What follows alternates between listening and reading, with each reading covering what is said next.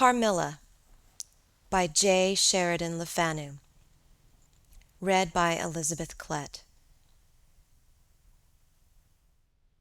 Prologue.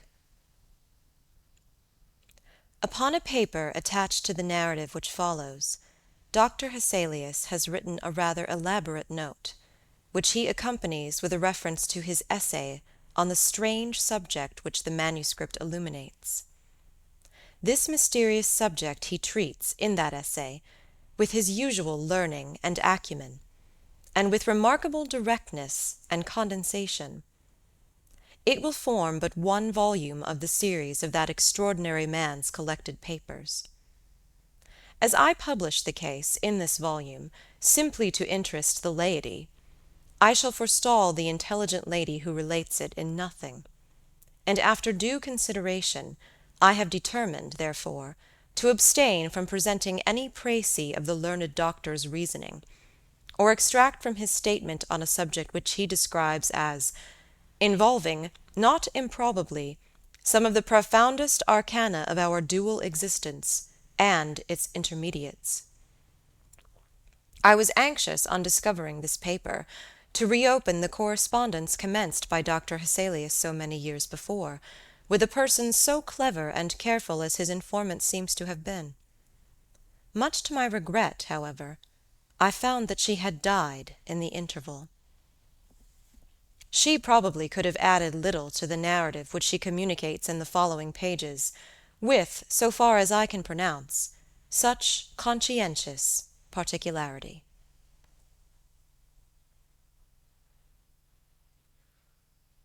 Chapter 1. An Early Fright. In Styria, we, though by no means magnificent people, inhabit a castle, or schloss. A small income in that part of the world goes a great way. 800 or 900 a year does wonders. Scantily enough ours would have answered among wealthy people at home. My father is English, and I bear an English name, although I never saw England. But here, in this lonely and primitive place, where everything is so marvelously cheap, I really don't see how ever so much more money would be at all materially adding to our comforts, or even luxuries. My father was in the Austrian service, and retired upon a pension and his patrimony, and purchased this feudal residence and the small estate on which it stands, a bargain. Nothing can be more picturesque or solitary. It stands on a slight eminence in a forest. The road, very old and narrow, passes in front of its drawbridge, never raised in my time, and its moat stocked with perch and sailed over by many swans, and floating on its surface white fleets of water-lilies. Over all this the schloss shows its many-windowed front, its towers, and its Gothic chapel. The forest opens in an irregular and very picturesque glade before its gate, and at the right a steep Gothic bridge carries the road over a stream that winds in deep shadow through the wood. I have said that this is a very lonely place. Judge whether I say truth. Looking from the hall door towards the road, the forest in which our castle stands extends 15 miles to the right, and 12 to the left. The nearest inhabited village is about 7 of your English miles to the left. The nearest inhabited schloss of any historic associations is that of old General Spielsdorf, nearly 20 miles away to the right. I have said the nearest inhabited village, because there is only 3 miles westward, that is to say, in the direction of General Spielsdorf Schloss, a ruined village, with its quaint little church, now roofless, in the aisle of which are the mouldering tombs of the proud family of Karnstein, now extinct, who once owned the equally desolate chateau, which, in the thick of the forest, overlooks the silent ruins of the town. Respecting the cause of the desertion of this striking and melancholy spot, there is a legend which I shall relate to you another time. I must tell you now how very small is the party who constitute the inhabitants of our castle. I don't include servants, or those dependents who occupy rooms in the buildings attached to the Schloss. Listen and wonder. My father, who was the kindest man on earth, but growing old, and I, at the date of my story, only 19. 8 years have passed since then. I and my father constituted the family at the Schloss. My mother, a Styrian lady, died in my infancy, but I had a good-natured governess, who had been with me from, I might almost say, my infancy. I could not remember the time when her fat, benignant face was not a familiar picture in my memory. This was Madame Predating, a native of Béarn, whose care and good nature now in part supplied to me the loss of my mother, whom I do not even remember, so early I lost her. She made a third at our little dinner party. There was a fourth, Mademoiselle de La Fontaine, a lady such as you term, I believe, a finishing governess. She spoke French and German, Madame Predating French and broken English, to which my father and I added English, which, partly to prevent its becoming a lost language among us, and partly from patriotic motives, we spoke every day. The consequence was a babel, at which strangers used to laugh, and which I shall make no attempt to reproduce in this narrative. And there were 2 or 3 young lady friends besides, pretty nearly of mine own age, who were occasional visitors, for longer or shorter terms, and these visits I sometimes returned. These were our regular social resources. But of course there were chance visits from neighbors of only 5 or 6 leagues distance. My life was, notwithstanding, rather a solitary one, I can assure you. My gouvernante had just so much control over me as you might conjecture such sage persons would have in the case of a rather spoiled girl, whose only parent allowed her pretty nearly her own way in everything.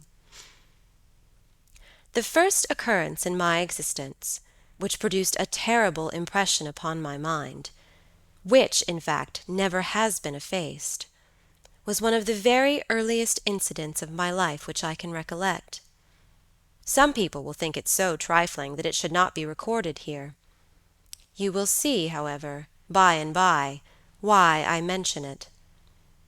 The nursery, as it was called, though I had it all to myself, was a large room in the upper story of the castle with a steep oak roof. I can't have been more than 6 years old, when one night I awoke, and looking round the room from my bed, failed to see the nursery maid. Neither was my nurse there, and I thought myself alone. I was not frightened, for I was one of those happy children who are studiously kept in ignorance of ghost stories, of fairy tales, and of all such lore as makes us cover up our heads when the door cracks suddenly, or the flicker of an expiring candle makes the shadow of a bedpost dance upon the wall nearer to our faces. I was vexed and insulted at finding myself, as I conceived, neglected, and I began to whimper, preparatory to a hearty bout of roaring, when to my surprise I saw a solemn but very pretty face looking at me from the side of the bed. It was that of a young lady, who was kneeling with her hands under the coverlet. I looked at her with a kind of pleased wonder, and ceased whimpering. She caressed me with her hands, and lay down beside me on the bed, and drew me towards her, smiling. I felt immediately delightfully soothed, and fell asleep again. I was wakened by a sensation as if 2 needles ran into my breast very deep at the same moment, and I cried loudly. The lady started back, with her eyes fixed on me, and then slipped down upon the floor, and, as I thought, hid herself under the bed. I was now for the first time frightened, and I yelled with all my might and main. Nurse, nursery maid, housekeeper, all came running in, and hearing my story, they made light of it, soothing me all they could meanwhile. But, child as I was, I could perceive that their faces were pale with an unwonted look of anxiety, and I saw them look under the bed and about the room, and peep under tables and pluck open cupboards, and the housekeeper whispered to the nurse, "Lay your hand along that hollow in the bed. Someone did lie there, so sure as you did not. The place is still warm." I remember the nursery maid petting me, and all three examining my chest, where I told them I felt the puncture, and pronouncing that there was no sign visible that any such thing had happened to me. The housekeeper and the two other servants who were in charge of the nursery remained sitting up all night, and from that time a servant always sat up in the nursery until I was about 14. I was very nervous for a long time after this.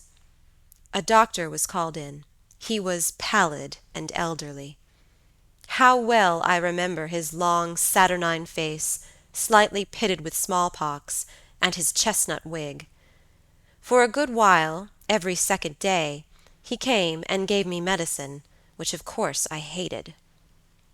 The morning after I saw this apparition, I was in a state of terror, and could not bear to be left alone, daylight though it was, for a moment.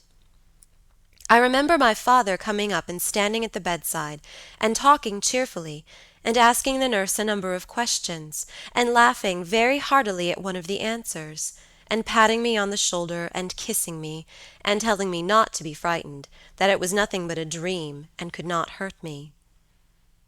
But I was not comforted, for I knew the visit of the strange woman was not a dream, and I was awfully frightened. I was a little consoled by the nursery maid's assuring me that it was she who had come and looked at me, and lain down beside me in the bed, and that I must have been half dreaming not to have known her face. But this, though supported by the nurse, did not quite satisfy me. I remembered in the course of that day a venerable old man in a black cassock coming into the room with the nurse and housekeeper, and talking a little to them, and very kindly to me. His face was very sweet and gentle, and he told me they were going to pray, and joined my hands together, and desired me to say softly while they were praying, "Lord, hear all good prayers for us, for Jesus' sake." I think those were the very words, for I often repeated them to myself, and my nurse used for years to make me say them in my prayers. I remembered so well the thoughtful, sweet face of that white-haired old man in his black cassock, as he stood in that rude, lofty, brown room with the clumsy furniture of a fashion 300 years old about him, and the scanty light entering its shadowy atmosphere through the small lattice. He kneeled, and the three women with him, and he prayed aloud with an earnest, quavering voice for what appeared to me a long time. I forget all my life preceding that event, and for some time after it is all obscure also, but the scenes I have just described stand out, vivid as the isolated pictures of the phantasmagoria surrounded by darkness. End of Chapter 1. Chapter 2. A Guest. I am now going to tell you something so strange that it will require all your faith in my veracity to believe my story. It is not only true, nevertheless, but truth of which I have been an eye-witness.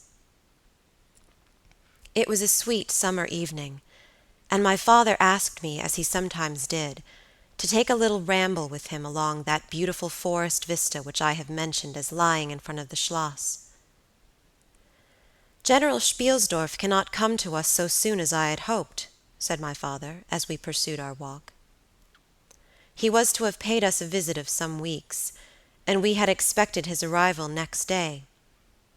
He was to have brought with him a young lady, his niece and ward, Mademoiselle Rheinfeldt, whom I had never seen, but whom I had heard described as a very charming girl, and in whose society I had promised myself many happy days. I was more disappointed than a young lady living in a town or a bustling neighborhood can possibly imagine. This visit, and the new acquaintance it promised, had furnished my daydream for many weeks. "And how soon does he come?" I asked. "Not till autumn. Not for 2 months, I dare say," he answered. "And I am very glad now, dear, that you never knew Mademoiselle Rheinfeldt." "And why?" I asked, both mortified and curious. "Because the poor young lady is dead," he replied. "I quite forgot I had not told you, but you were not in the room when I received the General's letter this evening." I was very much shocked.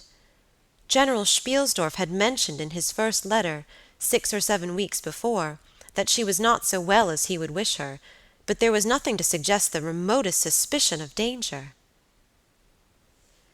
"Here is the General's letter," he said, handing it to me. "I am afraid he is in great affliction. The letter appears to me to have been written very nearly in distraction."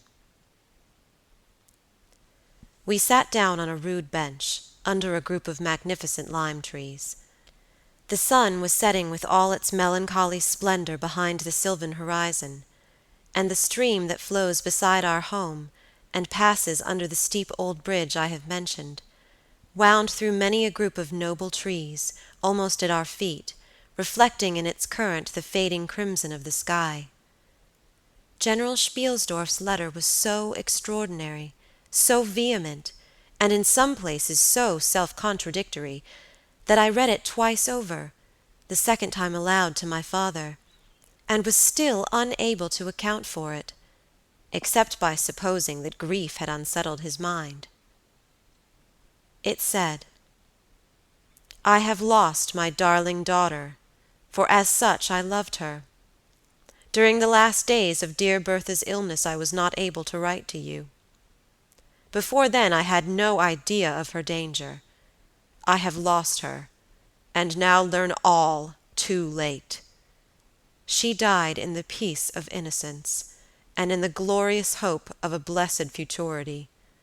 The fiend who betrayed our infatuated hospitality has done it all. I thought I was receiving into my house innocence, gaiety, a charming companion for my lost Bertha. Heavens, what a fool have I been! I thank God my child died without a suspicion of the cause of her sufferings. She is gone without so much as conjecturing the nature of her illness and the accursed passion of the agent of all this misery. I devote my remaining days to tracking and extinguishing a monster. I am told I may hope to accomplish my righteous and merciful purpose. At present there is scarcely a gleam of light to guide me. I curse my conceited incredulity, my despicable affectation of superiority, my blindness, my obstinacy, all too late. I cannot write or talk collectedly now. I am distracted. So soon as I shall have a little recovered, I mean to devote myself for a time to enquiry, which may possibly lead me as far as Vienna. Some time in the autumn, 2 months hence, or earlier if I live, I will see you. That is, if you permit me. I will then tell you all that I scarce dare put upon paper now. Farewell. Pray for me, dear friend." In these terms ended this strange letter. Though I had never seen Bertha Rheinfeldt, my eyes filled with tears at the sudden intelligence. I was startled, as well as profoundly disappointed. The sun had now set, and it was twilight by the time I had returned the General's letter to my father. It was a soft, clear evening, and we loitered, speculating upon the possible meanings of the violent and incoherent sentences which I had just been reading. We had nearly a mile to walk before reaching the road that passes the Schloss in front, and by that time the moon was shining brilliantly. At the drawbridge we met Madame Predating and Mademoiselle de la Fontaine, who had come out without their bonnets to enjoy the exquisite moonlight. We heard their voices gabbling in animated dialogue as we approached. We joined them at the drawbridge, and turned about to admire with them the beautiful scene. The glade through which we had just walked lay before us. At our left, the narrow road wound away under clumps of lordly trees, and was lost to sight amid the thickening forest. At the right, the same road crosses the steep and picturesque bridge, near which stands a ruined tower which once guarded that pass, and beyond the bridge an abrupt eminence rises, covered with trees, and showing in the shadows some grey, ivy-clustered rocks. Over the sward and low grounds a thin film of mist was stealing like smoke, marking the distances with a transparent veil, and here and there we could see the river faintly flashing in the moonlight. No softer, sweeter scene could be imagined. The news I had just heard made it melancholy, but nothing could disturb its character of profound serenity and the enchanted glory and vagueness of the prospect. My father, who enjoyed the picturesque, and I stood looking in silence over the expanse beneath us. The two good governesses, standing a little way behind us, discoursed upon the scene, and were eloquent upon the moon. Madame Perrodon was fat, middle-aged, and romantic, and talked and sighed poetically. Mademoiselle de la Fontaine, in right of her father, who was a German, assumed to be psychological, metaphysical, and something of a mystic, now declared that when the moon shone with a light so intense it was well known that it indicated a special spiritual activity. The effect of the full moon in such a state of brilliancy was manifold. It acted on dreams. It acted on lunacy. It acted on nervous people. It had marvelous physical influences connected with life. Mademoiselle related that her cousin, who was mate of a merchant ship, having taken a nap on deck on such a night, lying on his back, with his face full in the light of the moon, had wakened, after a dream of an old woman clawing him by the cheek, with his features horribly drawn to one side, and his countenance had never quite recovered his equilibrium. "The moon this night," she said, "is full of idyllic and magnetic influence. And see, when you look behind you at the front of the Schloss, how all its windows flash and twinkle with that silvery splendor, as if unseen hands had lighted up the rooms to receive fairy guests." There are indolent styles of the spirits, in which, indisposed to talk ourselves, the talk of others is pleasant to our listless ears, and I gazed on, pleased with the tinkle of the ladies' conversation. "I have got into one of my moping moods tonight," said my father, after a silence, and quoting Shakespeare, whom, by way of keeping up our English, he used to read aloud, he said, "In truth, I know not why I am so sad. It wearies me. You say it wearies you, but how I got it, came by it, I forget the rest. But I feel as if some great misfortune were hanging over us. I suppose the poor General's afflicted letter has had something to do with it." At this moment, the unwonted sound of carriage wheels and many hoofs upon the road arrested our attention. They seemed to be approaching from the high ground overlooking the bridge, and very soon the equipage emerged from that point.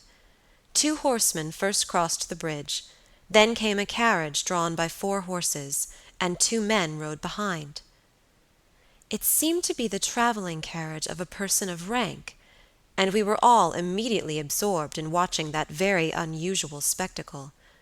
It became, in a few moments, greatly more interesting, for just as the carriage had passed the summit of the steep bridge, one of the leaders, taking fright, communicated his panic to the rest, and after a plunge or two the whole team broke into a wild gallop together, and dashing between the horsemen who rode in front, came thundering along the road towards us with the speed of a hurricane. The excitement of the scene was made more painful by the clear, long-drawn screams of a female voice from the carriage window. We all advanced in curiosity and horror, me rather in silence, the rest with various ejaculations of terror. Our suspense did not last long. Just before you reach the castle drawbridge, on the route they were coming, there stands by the roadside a magnificent lime tree. On the other stands an ancient stone cross, at sight of which the horses, now going at a pace that was perfectly frightful, swerved so as to bring the wheel over the projecting roots of the tree. I knew what was coming. I covered my eyes, unable to see it out, and turned my head away. At the same moment I heard a cry from my lady friends who had gone on a little. Curiosity opened my eyes, and I saw a scene of utter confusion. 2 of the horses were on the ground, the carriage lay upon its side with 2 wheels in the air, the men were busy removing the traces, and a lady with a commanding air and figure had gotten out, and stood with clasped hands, raising the handkerchief that was in them every now and then to her eyes. Through the carriage door was now lifted a young lady, who appeared to be lifeless. My dear old father was already beside the elder lady, with his hat in his hand, evidently tendering his aid and the resources of his schloss. The lady did not appear to hear him, or to have eyes for anything but the slender girl who was being placed against the slope of the bank.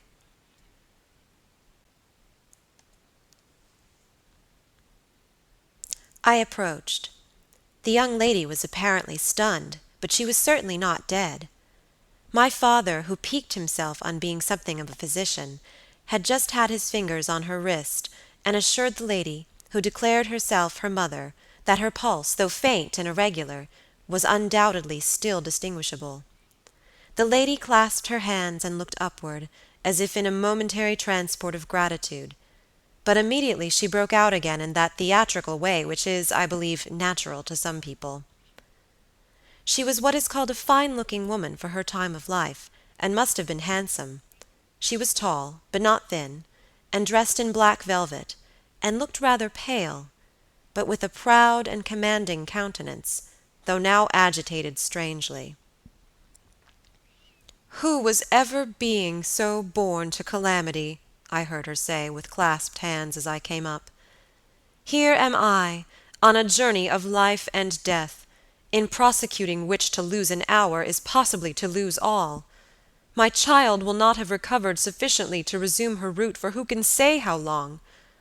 I must leave her. I cannot, dare not delay.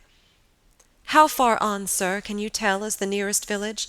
I must leave her there, and shall not see my darling, or even hear of her till my return 3 months hence." I plucked my father by the coat, and whispered earnestly in his ear, "Oh, papa, pray ask her to let her stay with us. It would be so delightful. Do, pray." "If madame will entrust her child to the care of my daughter, and of her good gouvernante, Madame Perrodon, and permit her to remain as our guest, under my charge, until her return, it will confer a distinction and an obligation upon us, and we shall treat her with all the care and devotion which so sacred a trust deserves." "I cannot do that, sir. It would be to task your kindness and chivalry too cruelly," said the lady distractedly. "It would, on the contrary, be to confer on us a very great kindness at the moment when we most need it. My daughter has just been disappointed by a cruel misfortune, in a visit from which she had long anticipated a great deal of happiness. If you confide this young lady to our care, it will be her best consolation. The nearest village on your route is distant, and affords no such inn as you could think of placing your daughter at. You cannot allow her to continue her journey for any considerable distance without danger. If, as you say, you cannot suspend your journey, you must part with her tonight, and nowhere could you do so with more honest assurances of care and tenderness than here." There was something in this lady's air and appearance so distinguished, and even imposing, and in her manner so engaging, as to impress one, quite apart from the dignity of her equipage, with a conviction that she was a person of consequence. By this time the carriage was replaced in its upright position, and the horses, quite tractable, in the traces again. The lady threw on her daughter a glance which I fancied was not quite so affectionate as one might have anticipated from the beginning of the scene. And then she beckoned slightly to my father, and withdrew 2 or 3 steps with him out of hearing, and talked to him with a fixed and stern countenance, not at all like that with which she had hitherto spoken. I was filled with wonder that my father did not seem to perceive the change, and also unspeakably curious to learn what it could be that she was speaking almost in his ear with so much earnestness and rapidity. 2 or 3 minutes at most, I think, she remained thus employed. Then she turned, and a few steps brought her to where her daughter lay, supported by Madame Perrodon. She kneeled beside her for a moment, and whispered, as Madame supposed, a little benediction in her ear. Then, hastily kissing her, she stepped into her carriage, the door was closed, the footmen in stately liveries jumped up behind, the outriders spurred on, the postilions cracked their whips, the horses plunged and broke suddenly into a furious canter that threatened soon again to become a gallop, and the carriage whirled away, followed at the same rapid pace by the 2 horsemen in the rear.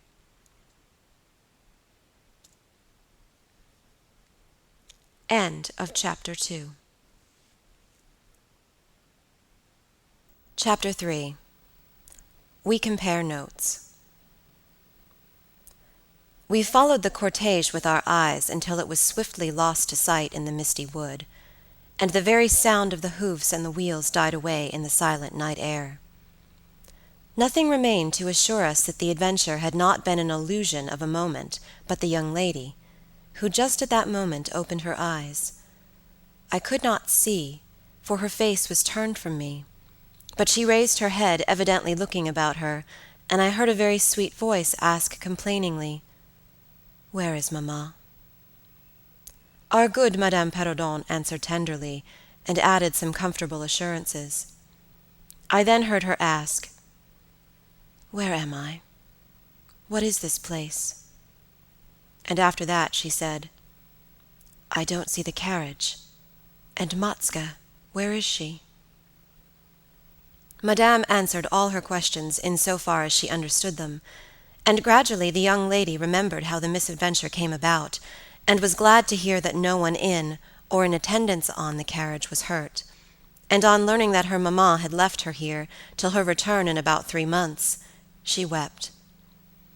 I was going to add my consolations to those of Madame Perrodon when Mademoiselle de La Fontaine placed her hand upon my arm, saying, "Don't approach.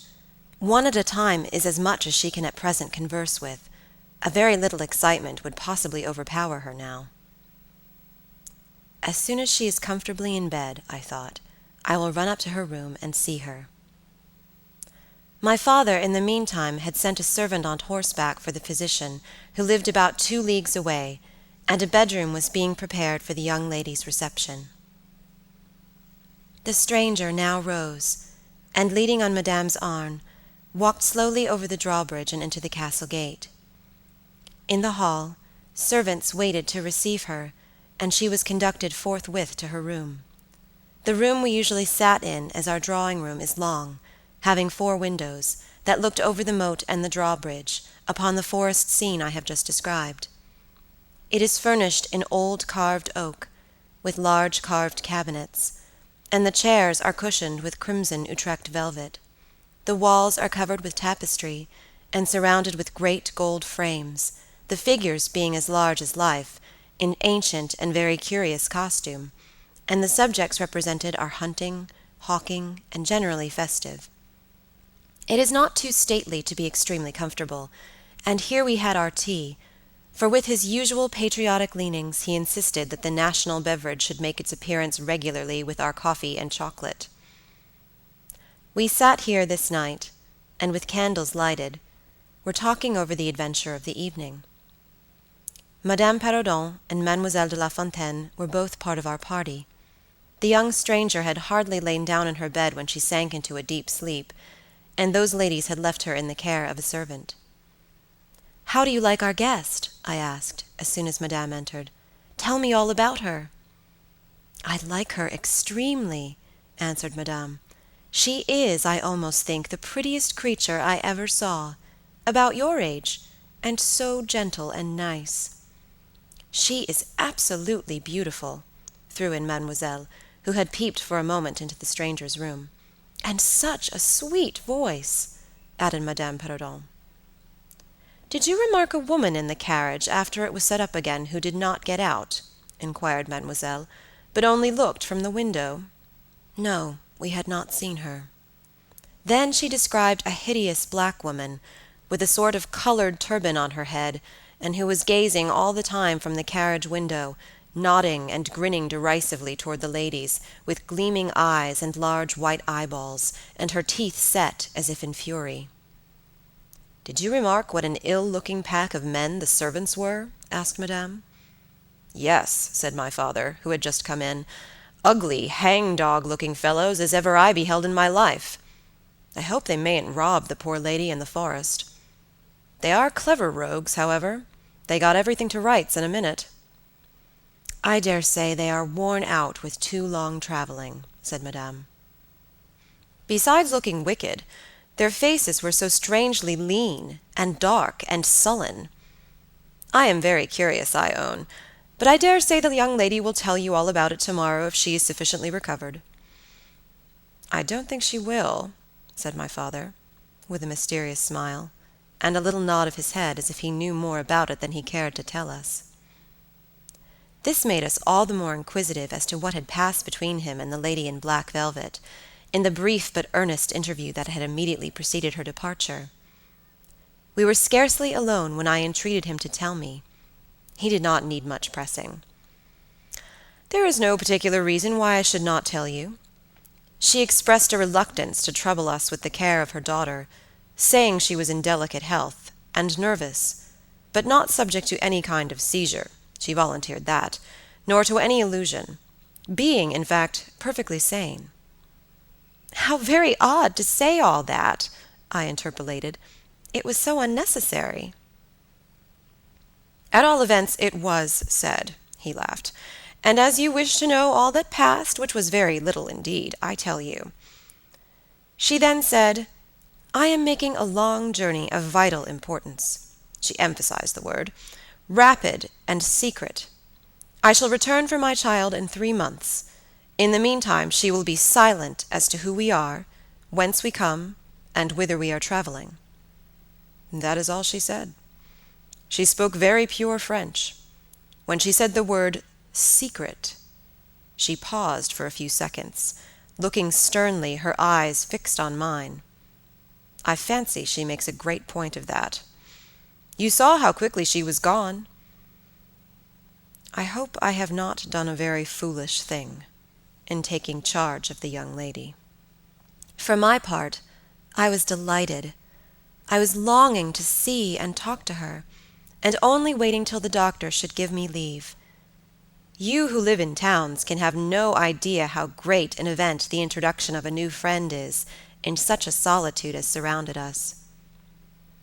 The doctor did not arrive till nearly 1 o'clock, but I could no more have gone to my bed and slept than I could have overtaken on foot the carriage in which the princess in black velvet had driven away. When the physician came down to the drawing-room, it was to report very favorably upon his patient. She was now sitting up, her pulse quite regular, apparently perfectly well. She had sustained no injury, and the little shock to her nerves had passed away quite harmlessly. There could be no harm certainly in my seeing her if we both wished it, and with this permission I sent, forthwith, to know whether she would allow me to visit her for a few minutes in her room. The servant returned immediately to say that she desired nothing more. You may be sure I was not long in availing myself of this permission. Our visitor lay in one of the handsomest rooms in the Schloss. It was, perhaps, a little stately. There was a sombre piece of tapestry opposite the bed, representing Cleopatra with the asps to her bosom, and other solemn classic scenes were displayed, a little faded, upon the other walls. But there was gold carving, and rich and varied color enough in the other decorations of the room to more than redeem the gloom of the old tapestry.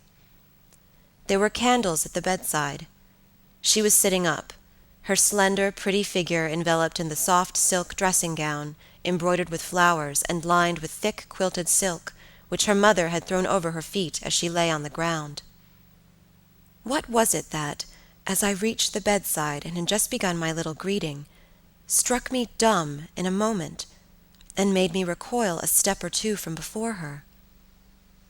I will tell you.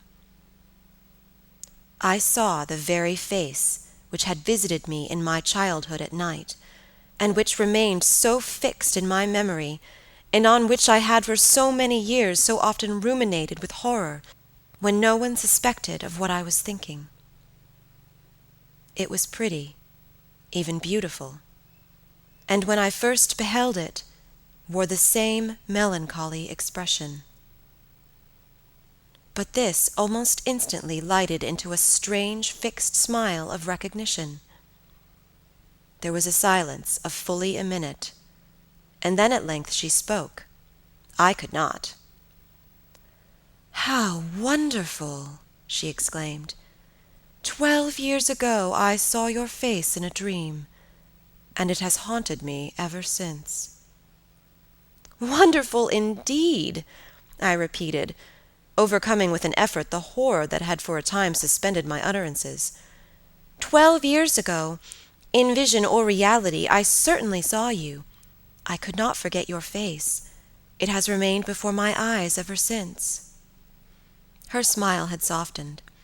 Whatever I had fancied strange in it was gone, and it and her dimpling cheeks were now delightfully pretty and intelligent. I felt reassured, and continued more in the vein which hospitality indicated, to bid her welcome, and to tell her how much pleasure her accidental arrival had given us all, and especially what a happiness it was to me. I took her hand as I spoke. I was a little shy, as lonely people are, but the situation made me eloquent and even bold. She pressed my hand, she laid hers upon it, and her eyes glowed, as looking hastily into mine she smiled again, and blushed. She answered my welcome very prettily. I sat down beside her, still wondering, and she said, "I must tell you my vision about you. It is so very strange that you and I should have had, each of the other, so vivid a dream, that each should have seen, I you, and you me, looking as we do now, when of course we were both mere children. I was a child, about 6 years old, and I awoke from a confused and troubled dream, and found myself in a room unlike my nursery, wainscoted clumsily in some dark wood, and with cupboards and bedsteads and chairs and benches placed about it. The beds were, I thought, all empty, and the room itself without anyone but myself in it, and I, after looking about me for some time, and admiring especially an iron candlestick with 2 branches, which I should certainly know again, crept under one of the beds to reach the window. But as I got from under the bed, I heard someone crying, and looking up, while I was still upon my knees, I saw you, most assuredly you, as I see you now, a beautiful young lady, with golden hair and large blue eyes, and lips, your lips, you as you are here. Your looks won me.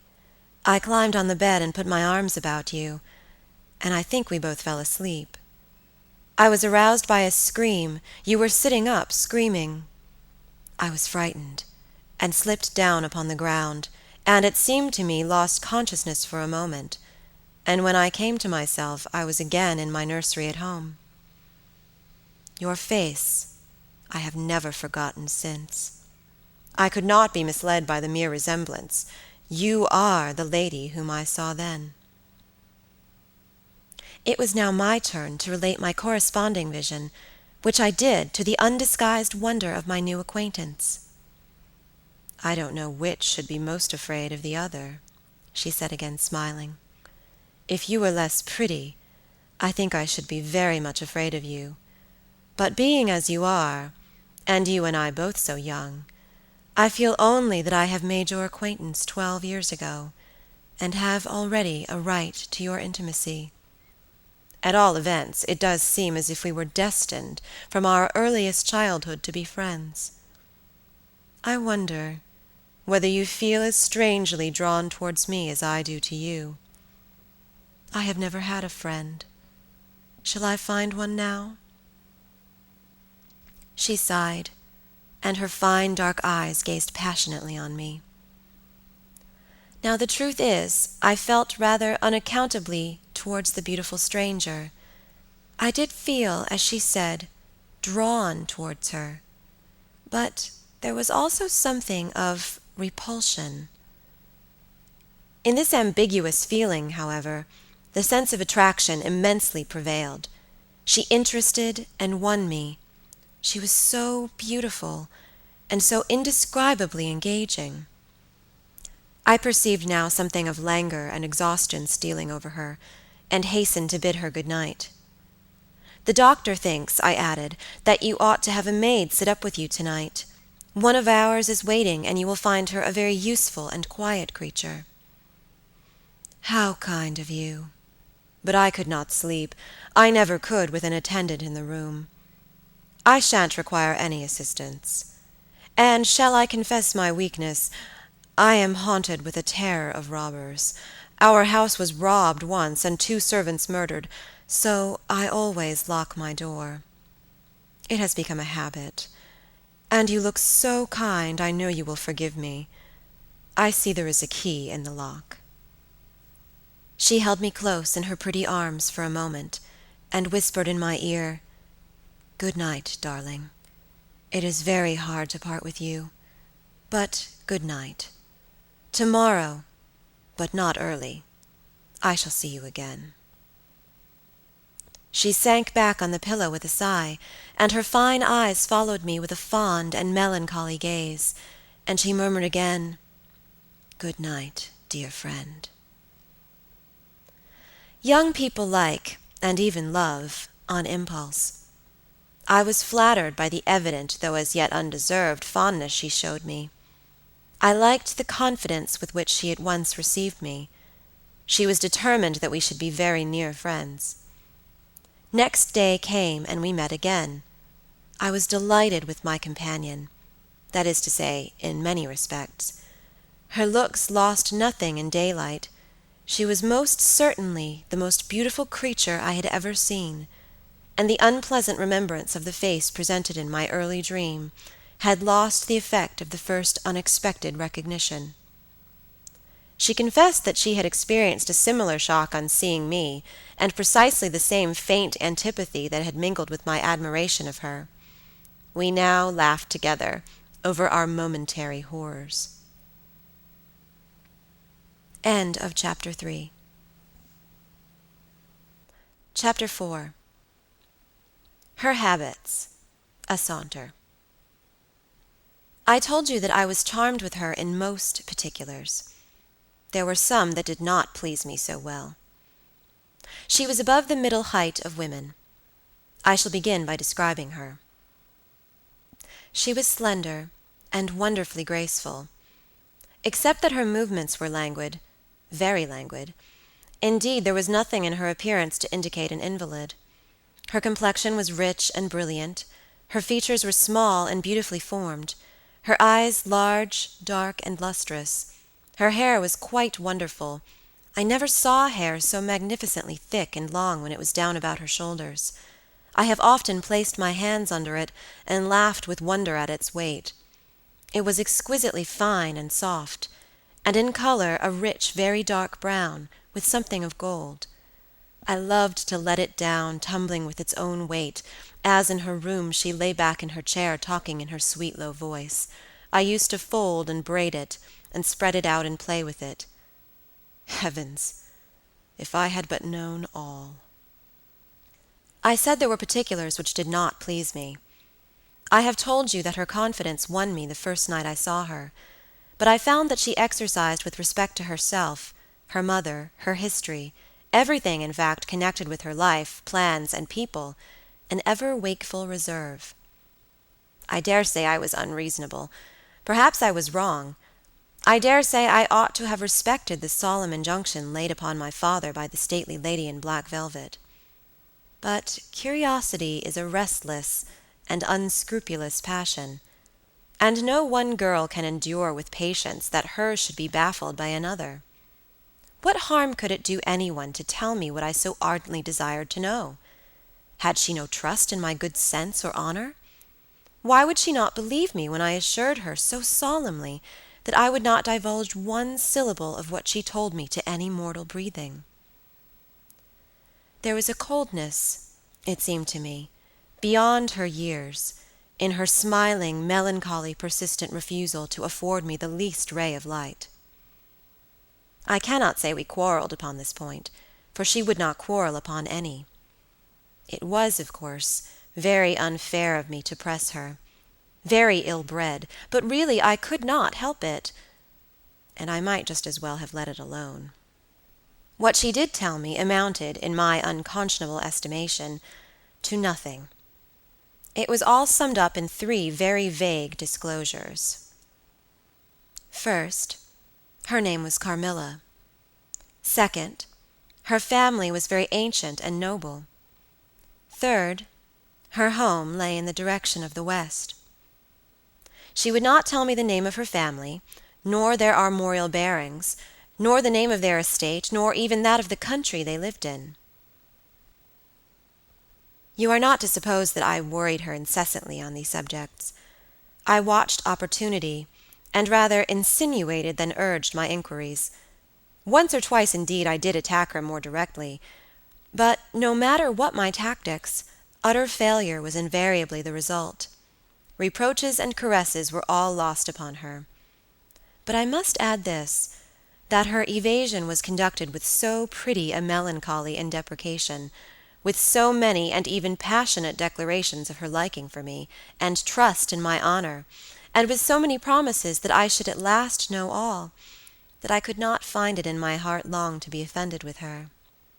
She used to place her pretty arms around my neck, draw me to her, and laying her cheek to mine, murmur with her lips near my ear, "Dearest, your little heart is wounded.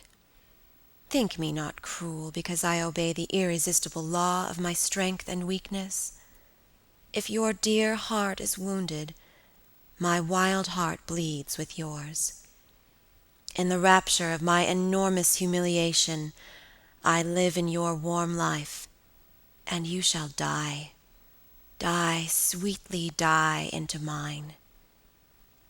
I cannot help it. As I draw near to you, you in your turn will draw near to others, and learn the rapture of that cruelty which yet is love. So for a while seek to know no more of me and mine, but trust me with all your loving spirit." And when she had spoken such a rhapsody, she would press me more closely in her trembling embrace, and her lips in soft kisses gently glow upon my cheek. Her agitations and her language were unintelligible to me. From these foolish embraces, which were not of very frequent occurrence, I must allow I used to wish to extricate myself, but my energies seemed to fail me. Her murmured words sounded like a lullaby in my ear, and soothed my resistance into a trance, from which I only seemed to recover myself when she withdrew her arms. In these mysterious moods I did not like her. I experienced a strange, tumultuous excitement that was pleasurable, ever and anon, mingled with a vague sense of fear and distrust. I had no distinct thoughts about her while such scenes lasted, but I was conscious of a love growing into adoration, and also of abhorrence. This I know is paradox, but I can make no other attempt to explain the feeling. I now write, after an interval of more than 10 years, with a trembling hand, with a confused and horrible recollection of certain occurrences and situations, in the ordeal through which I was unconsciously passing, though with a very vivid and sharp remembrance of the main current of my story. But, I suspect, in all lives there are certain emotional scenes, those in which our passions have been most wildly and terribly roused, that are of all others the most vaguely and dimly remembered. Sometimes, after an hour of apathy, my strange and beautiful companion would take my hand and hold it with a fond pressure, renewed again and again. Blushing softly, gazing in my face with languid and burning eyes, and breathing so fast that her dress rose and fell with the tumultuous respiration. It was like the ardor of a lover. It embarrassed me. It was hateful, and yet overpowering. And with gloating eyes she drew me to her, and her hot lips traveled along my cheek in kisses, and she would whisper, almost in sobs, "You are mine. You shall be mine. You and I are one forever." Then she had thrown herself back in her chair, with her small hands over her eyes, leaving me trembling. "Are we related?" I used to ask. "What can you mean by all this? I remind you perhaps of someone whom you love, but you must not. I hate it. I don't know you. I don't know myself when you look so and talk so." She used to sigh at my vehemence, then turn away and drop my hand. Respecting these very extraordinary manifestations, I strove in vain to form any satisfactory theory. I could not refer them to affectation or trick. It was unmistakably the momentary breaking out of suppressed instinct and emotion. Was she, notwithstanding her mother's volunteered denial, subject to brief visitations of insanity? Or was there here a disguise and a romance? I had read in old storybooks of such things. What if a boyish lover had found his way into the house, and sought to prosecute his suit in masquerade, with the assistance of a clever old adventuress? But there were many things against this hypothesis, highly interesting as it was to my vanity. I could boast of no little attentions, such as masculine gallantry delights to offer. Between these passionate moments there were long intervals of commonplace, of gaiety, of brooding melancholy, during which, except that I detected her eyes so full of melancholy fire, following me, at times I might have been as nothing to her. Except in these brief periods of mysterious excitement, her ways were girlish, and there was always a languor about her, quite incompatible with the masculine system in a state of health. In some respects her habits were odd, perhaps not so singular in the opinion of a town lady like you, as they appeared to us rustic people. She used to come down very late, generally not till 1:00. She would then take a cup of chocolate, but eat nothing. We then went out for a walk, which was a mere saunter, and she seemed almost immediately exhausted, and either returned to the schloss or sat on one of the benches that were placed here and there among the trees. This was a bodily languor in which her mind did not sympathize. She was always an animated talker, and very intelligent. She sometimes alluded for a moment to her own home, or mentioned an adventure or situation, or an early recollection which indicated a people of strange manners, and described customs of which we knew nothing. I gathered from these chance hints that her native country was much more remote than I had at first fancied. As we sat thus one afternoon under the trees, a funeral passed us by. It was that of a pretty young girl, whom I had often seen, the daughter of one of the rangers of the forest. The poor man was walking behind the coffin of his darling. She was his only child, and he looked quite heartbroken. Peasants walking two and two came behind. They were singing a funeral hymn. I rose to mark my respect as they passed, and joined in the hymn they were very sweetly singing. My companion shook me a little roughly, and I turned surprised. She said brusquely, "Don't you perceive how discordant that is?" "I think it very sweet, on the contrary," I answered, vexed at the interruption, and very uncomfortable lest the people who composed the little procession should observe and resent what was passing. I resumed, therefore, instantly, and was again interrupted. "You pierce my ears," said Carmilla, almost angrily, and stopping her ears with her tiny fingers. "Besides, how can you tell that your religion and mine are the same? Your forms wound me, and I hate funerals. What a fuss! Why, you must die, everyone must die, and all are happier when they do. Come home." My father has gone on with the clergyman to the churchyard. I thought you knew she was to be buried today." "She? I don't trouble my head about peasants. I don't know who she is," answered Carmilla, with a flash from her fine eyes. "She is the poor girl who fancied she saw a ghost a fortnight ago, and has been dying ever since, till yesterday, when she expired." "Tell me nothing about ghosts. I shan't sleep tonight if you do." "I hope there is no plague or fever coming.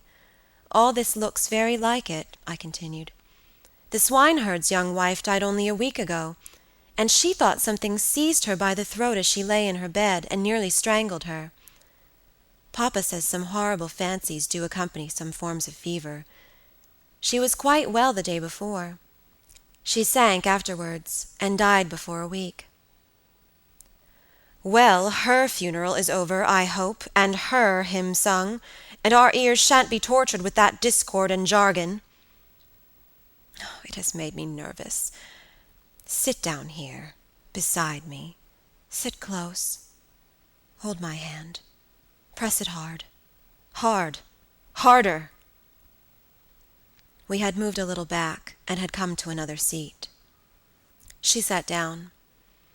Her face underwent a change that alarmed and even terrified me for a moment. It darkened, and became horribly livid. Her teeth and hands were clenched, and she frowned and compressed her lips, while she stared down upon the ground at her feet, and trembled all over with a continued shudder as irrepressible as ague. All her energies seemed strained to suppress a fit, with which she was then breathlessly tugging. And at length a low, convulsive cry of suffering broke from her, and gradually the hysteria subsided. "There, that comes of strangling people with hymns," she said at last. Hold me still. It is passing away." And so gradually it did, and perhaps to dissipate the somber impression which this spectacle had left upon me, she became unusually animated and chatty, and so we got home. This was the first time I had seen her exhibit any definable symptoms of that delicacy of health which her mother had spoken of.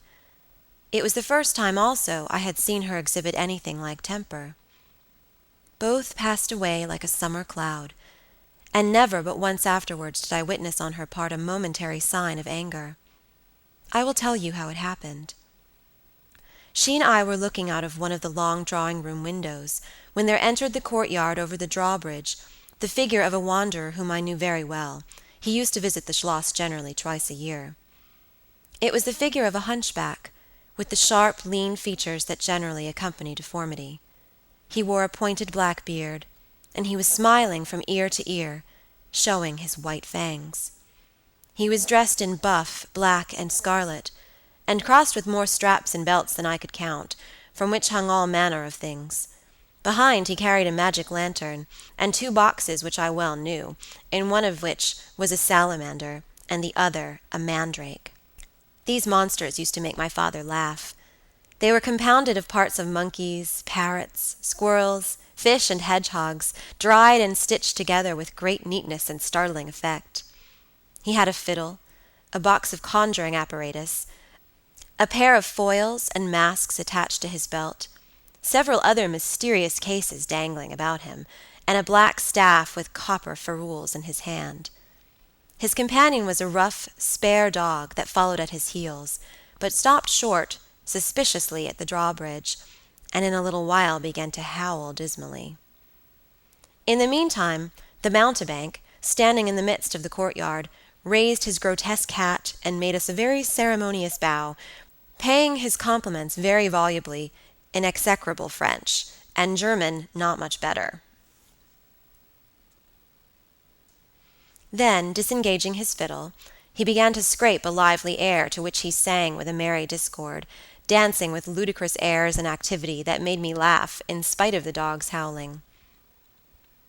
Then he advanced to the window with many smiles and salutations, and his hat in his left hand, his fiddle under his arm, and with a fluency that never took breath, he gabbled a long advertisement of all his accomplishments, and the resources of the various arts which he placed at our service, and the curiosities and entertainments which it was in his power, at our bidding, to display. "Will your ladyships be pleased to buy an amulet against the oupire, which is going like the wolf, I hear, through these woods?" he said, dropping his hat on the pavement. "They are dying of it right and left, and here is a charm that never fails, only pinned to the pillow, and you may laugh in his face." These charms consisted of oblong slips of vellum, with cabalistic ciphers and diagrams upon them.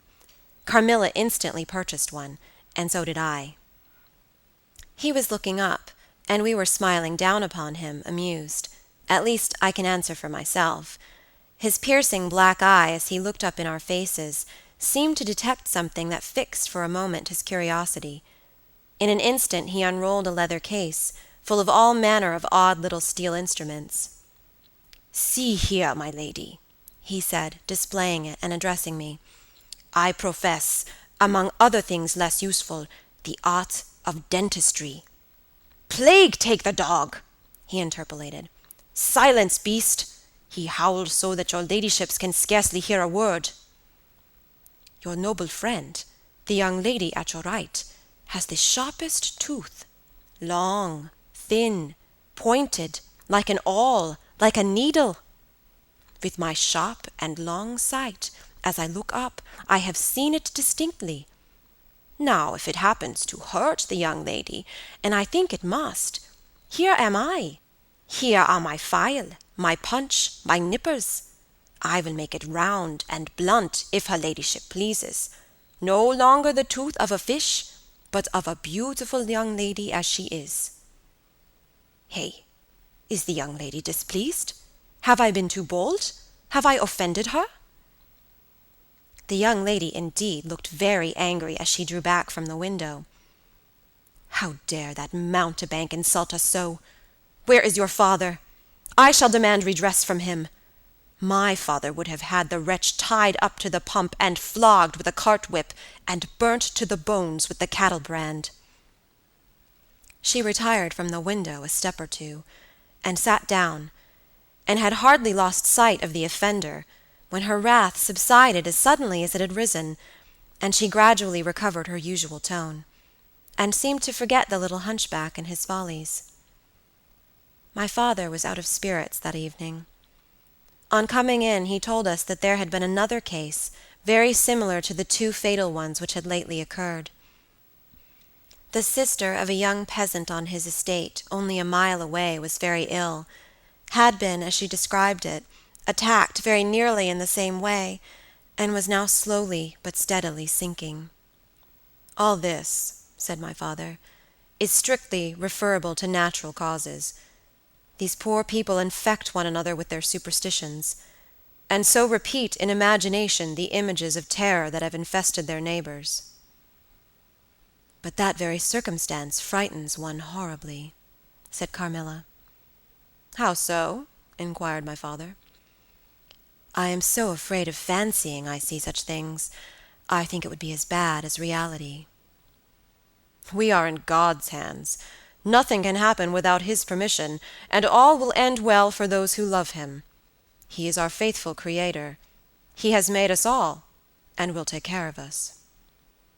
"Creator? Nature?" said the young lady, in answer to my gentle father. "And this disease that invades the country is natural?" "Nature. All things proceed from nature, don't they? All things in the heaven, in the earth, and under the earth, act and live as nature ordains? I think so." "The doctor said he would come here today," said my father, after a silence. "I want to know what he thinks about it, and what he thinks we had better do." "Doctors never did me any good," said Carmilla. "Then you have been ill?" I asked. "More ill than ever you were," she answered. "Long ago?" "Yes, a long time. I suffered from this very illness, but I forget all but my pain and weakness, and they were not so bad as are suffered in other diseases." "You were very young then?" I dare say, let us talk no more of it. You would not wound a friend." She looked languidly in my eyes, and passed her arm round my waist lovingly, and led me out of the room. My father was busy over some papers near the window. "Why does your papa like to frighten us?" said the pretty girl with a sigh and a little shudder. "He doesn't, dear Carmilla. It is the very furthest thing from his mind." "Are you afraid, dearest?" "I should be very much if I fancied there was any real danger of my being attacked as those poor people were." "You are afraid to die?" "Yes, everyone is." "But to die as lovers may, to die together, so that they may live together. Girls are caterpillars while they live in the world, to be finally butterflies when the summer comes. But in the meantime there are grubs and larvae. Don't you see, each with their peculiar propensities, necessities, and structure. So says Monsieur Buffon, in his big book, in the next room." Later in the day the doctor came, and was closeted with Papa for some time. He was a skillful man, of 60 and upwards. He wore powder, and shaved his pale face as smooth as a pumpkin. He and Papa emerged from the room together, and I heard Papa laugh and say as they came out, "Well, I do wonder at a wise man like you. What do you say to hippogriffs and dragons?" The doctor was smiling, and made answer, shaking his head, "Nevertheless, life and death are mysterious states, and we know little of the resources of either."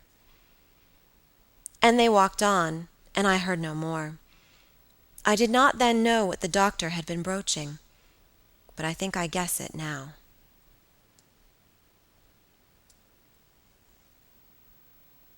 End of Chapter 4. Chapter 5. A Wonderful Likeness. This evening there arrived from Gratz the grave, dark-faced son of the picture cleaner, with a horse and cart laden with 2 large packing cases, having many pictures in each. It was a journey of 10 leagues, and whenever a messenger arrived at the Schloss from our little capital of Gratz, we used to crowd about him in the hall to hear the news. This arrival created in our secluded quarters quite a sensation. The cases remained in the hall, and the messenger was taken charge of by the servants till he had eaten his supper. Then, with assistants, and armed with hammer, ripping chisel, and turn-screw, he met us in the hall, where we had assembled to witness the unpacking of the cases. Carmilla sat looking listlessly on, while one after the other the old pictures, nearly all portraits, which had undergone the process of renovation, were brought to light. My mother was of an old Hungarian family, and most of these pictures, which were about to be restored to their places, had come to us through her. My father had a list in his hand from which he read, as the artist rummaged out the corresponding numbers. I don't know that the pictures were very good, but they were undoubtedly very old, and some of them very curious also. They had for the most part the merit of being now seen by me, I may say, for the first time, for the smoke and dust of time had all but obliterated them. "There is a picture I have not yet seen," said my father. "In one corner at the top of it is the name, as well as I could read, Marcia Karnstein, and the date 1698, and I am curious to see how it has turned out." I remembered it. It was a small picture about 1.5 feet high, and nearly square, without a frame, but it was so blackened by age I could not make it out. The artist now produced it, with evident pride. It was quite beautiful. It was startling. It seemed to live. It was the effigy of Carmilla. "Carmilla, dear, here is an absolute miracle. Here you are, living, smiling, ready to speak in this picture. Isn't it beautiful, Papa? And see, even the little mole on her throat." My father laughed and said, "Certainly it is a wonderful likeness." But he looked away, and to my surprise seemed but little struck by it, and went on talking to the picture cleaner, who was also something of an artist, and discoursed with intelligence about the portraits or other works, which his art had just brought into light and color, while I was more and more lost in wonder the more I looked at the picture. "Will you let me hang this picture in my room, Papa?" I asked. "Certainly, dear," he said, smiling. "I am very glad you think it so like. It must be prettier even than I thought, if it is." The young lady did not acknowledge this pretty speech, did not seem to hear it. She was leaning back in her seat, her fine eyes under their long lashes gazing on me in contemplation, and she smiled in a kind of rapture. "And now you can read quite plainly the name that is written in the corner. It is not Marcia. It looks as if it was done in gold. The name is Mircalla, Countess Karnstein, and this is a little coronet over and underneath A.D. 1698. I am descended from the Karnsteins. That is, Mamma was." "Ah," said the lady, languidly. "So am I think. A very long descent, very ancient. Are there any Karnsteins living now?" "None who bear the name, I believe. The family were ruined, I believe, in some civil wars long ago, but the ruins of the castle are only about 3 miles away." "How interesting," she said languidly. "But see, what beautiful moonlight." She glanced through the hall door, which stood a little open. "Suppose you take a little ramble around the court, and look down at the road and river." "It is so like the night you came to us," I said. She sighed, smiling. She rose, and with each her arm about the other's waist, we walked out upon the pavement. In silence, slowly we walked down to the drawbridge where the beautiful landscape opened before us. "And so you were thinking of the night I came here," she almost whispered. "Are you glad I came?" "Delighted, dear Carmilla," I answered. "And you asked for the picture you think like me to hang in your room," she murmured with a sigh, as she drew her arm closer about my waist, and let her pretty head sink upon my shoulder. "How romantic you are, Carmilla," I said. "Whenever you tell me your story, it will be made up chiefly of some one great romance." She kissed me silently. "I am sure, Carmilla, you have been in love, that there is at this moment an affair of the heart going on." "I have been in love with no one, and never shall," she whispered, "unless it should be with you." How beautiful she looked in the moonlight. Shy and strange was the look with which she quickly hid her face in my neck and hair, with tumultuous sighs that seemed almost to sob, and pressed in mine a hand that trembled. Her soft cheek was glowing against mine. "Darling, darling," she murmured, "I live in you, and you would die for me. I love you so." I started from her. She was gazing on me with eyes from which all fire, all meaning had flown, and a face colorless and apathetic. "Is there a chill in the air, dear?" she said drowsily. "I almost shiver. Have I been dreaming?" "Let us come in. Come in." "You look ill, Carmilla, a little faint. You certainly must take some wine," I said. "Yes, I will. I'm better now. I shall be quite well in a few minutes. Yes, do give me a little wine," answered Carmilla as we approached the door. "Let us look again for a moment. It is the last time, perhaps, I shall see the moonlight with you." "How do you feel now, dear Carmilla? Are you really better?" I asked. I was beginning to take alarm, lest she should have been stricken with the strange epidemic that they said had invaded the country about us. "Papa would be grieved beyond measure," I added, "if he thought you were ever so little ill, without immediately letting us know. We have a very skillful doctor near us, the physician who was with Papa today." "I'm sure he is. I know how kind you all are, but, dear child, I am quite well again. There is nothing ever wrong with me but a little weakness. People say I am languid. I am incapable of exertion. I can scarcely walk as far as a child of 3 years old, and every now and then the little strength I have falters, and I become as you have just seen me." But after all, I am very easily set up again. In a moment, I am perfectly myself. See how I have recovered." So indeed she had, and she and I talked a great deal, and very animated she was, and the remainder of that evening passed without any recurrence of what I call her infatuations. I mean her crazy talk and looks, which embarrassed and even frightened me. But there occurred that night an event which gave my thoughts quite a new turn, and seemed to startle even Carmilla's languid nature into momentary energy. End of Chapter 5. Chapter 6. A very strange agony. When we got into the drawing-room, and had sat down to our coffee and chocolate, although Carmilla did not take any, she seemed quite herself again, and Madame and Mademoiselle de la Fontaine joined us, and made a little card party, in the course of which Papa came in for what he called his dish of tea. When the game was over he sat down beside Carmilla on the sofa, and asked her a little anxiously whether she had heard from her mother since her arrival. She answered no. He then asked whether she knew where a letter would reach her at present. "I cannot tell," she answered ambiguously, "but I have been thinking of leaving you. You have been already too hospitable and too kind to me. I have given you an infinity of trouble, and I should wish to take a carriage tomorrow and post in pursuit of her. I know where I shall ultimately find her, although I dare not yet tell you."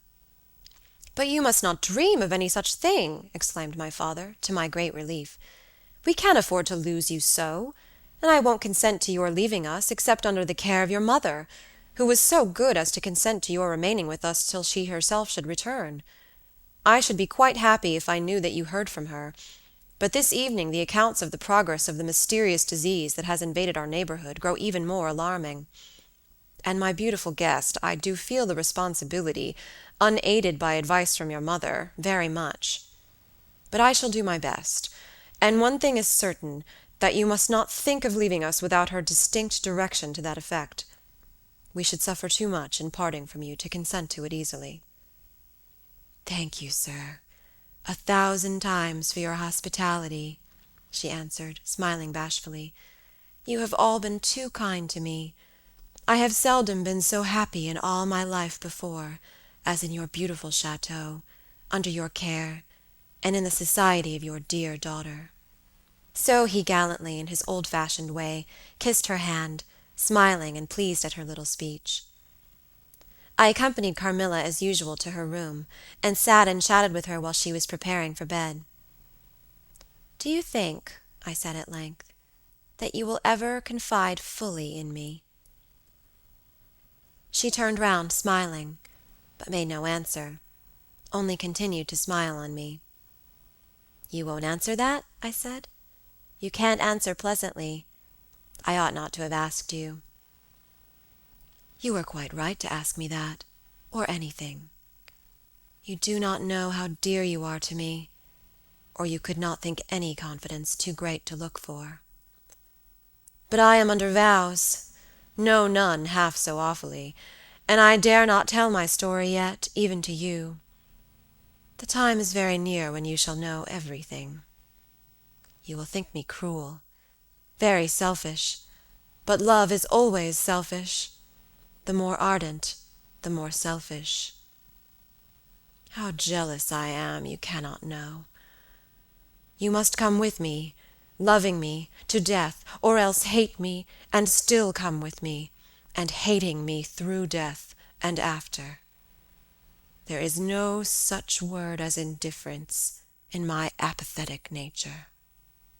"Now, Carmilla, you are going to talk your wild nonsense again," I said hastily. "Not I. Silly little fool as I am, and full of whims and fancies. For your sake I'll talk like a sage. Were you ever at a ball?" "No, how you do run on. What is it like? How charming it must be."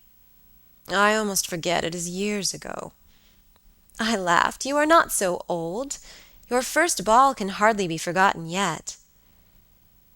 "I remember everything about it, with an effort. I see it all, as divers see what is going on above them through a medium, dense, rippling, but transparent. There occurred that night what has confused the picture and made its colors faint. I was all but assassinated in my bed, wounded here, she touched her breast, and never was the same since. Were you near dying? Yes, very. A cruel love, strange love that would have taken my life. Love will have its sacrifices. No sacrifice without blood. Let us go to sleep now. I feel so lazy. How can I get up just now and lock my door? She was lying with her tiny hands buried in her rich wavy hair, under her cheek. Her little head upon the pillow, and her glittering eyes followed me whenever I moved, with a kind of shy smile that I could not decipher. I bid her good night, and crept from the room with an uncomfortable sensation. I often wondered whether our pretty guest ever said her prayers. I certainly had never seen her upon her knees. In the morning she never came down until long after our family prayers were over, and at night she never left the drawing-room to attend our brief evening prayers in the hall. If it had not been that it had casually come out in one of our careless talks that she had been baptized, I should have doubted her being a Christian. Religion was a subject on which I had never heard her speak a word. If I had known the world better, this particular neglect or antipathy would not have so much surprised me. The precautions of nervous people are infectious, and persons of a like temperament are pretty sure, after a time, to imitate them. I had adopted Carmilla's habit of locking her bedroom door, having taken into my head all her whimsical alarms about midnight invaders and prowling assassins. I had also adopted her precaution of making a brief search through her room, to satisfy herself that no lurking assassin or robber was ensconced. These wise measures taken, I got into my bed and fell asleep. A light was burning in my room. This was an old habit, of very early date, and which nothing could have tempted me to dispense with. Thus fortified, I might take my rest in peace. But dreams come through stone walls, light up dark rooms, or darken light ones, and their persons make their exits and their entrances as they please, and laugh at locksmiths. I had a dream that night that was the beginning of a very strange agony. I cannot call it a nightmare, for I was quite conscious of being asleep. But I was equally conscious of being in my room, and lying in bed precisely as I actually was. I saw, or fancied I saw, the room and its furniture just as I had seen it last, except that it was very dark, and I saw something moving round the foot of the bed, which at first I could not accurately distinguish. But I soon saw that it was a sooty black animal that resembled a monstrous cat. It appeared to me about 4 or 5 feet long, for it measured fully the length of the hearthrug as it passed over it, and it continued to-ing and fro-ing with the lithe, sinister restlessness of a beast in a cage. I could not cry out, although, as you may suppose, I was terrified. Its pace was growing faster, and the room rapidly darker and darker, and at length so dark that I could no longer see anything of it but its eyes. I felt it spring lightly on the bed. The 2 broad eyes approached my face, and suddenly I felt a stinging pain as if 2 large needles darted an inch or 2 apart deep into my breast. I waked with a scream. The room was lighted by the candle that burnt there all through the night, and I saw a female figure standing at the foot of the bed a little at the right side. It was in a dark, loose dress, and its hair was down and covered its shoulders. A block of stone could not have been more still. There was not the slightest stir of respiration. As I stared at it, the figure appeared to have changed its place, and was now nearer the door, then close to it, the door opened, and it passed out. I was now relieved, and able to breathe and move. My first thought was that Carmilla had been playing me a trick, and that I had forgotten to secure my door. I hastened to it, and found it locked as usual on the inside. I was afraid to open it. I was horrified. I sprang into my bed and covered my head up in the bedclothes, and lay there, more dead than alive, till morning. End of Chapter 6. Chapter 7. Descending. It would be vain my attempting to tell you the horror with which even now I recall the occurrence of that night. It was no such transitory terror as a dream leaves behind it. It seemed to deepen by time, and communicated itself to the room and the very furniture that had encompassed the apparition. I could not bear next day to be alone for a moment. I should have told Papa, but for two opposite reasons. At one time I thought he would laugh at my story, and I could not bear its being treated as a jest, and at another, I thought he might fancy that I had been attacked by the mysterious complaint which had invaded our neighborhood. I had myself no misgiving of the kind, and as he had been rather an invalid for some time, I was afraid of alarming him. I was comfortable enough with my good-natured companions, Madame Predating and the vivacious Mademoiselle La Fontaine. They both perceived that I was out of spirits and nervous, and at length I told them what lay so heavy at my heart. Mademoiselle laughed, but I fancied that Madame Predating looked anxious. "By the by," said Mademoiselle, laughing, "the long lime-tree walk behind Carmilla's bedroom window is haunted." "Nonsense!" exclaimed Madame, who probably thought the theme rather inopportune. "And who tells that story, my dear?" "Martin says he came up twice when the old yard gate was being repaired before sunrise, and twice saw the same female figure walking down the lime-tree avenue." "So well he might, as long as there are cows to milk in the river fields," said Madame.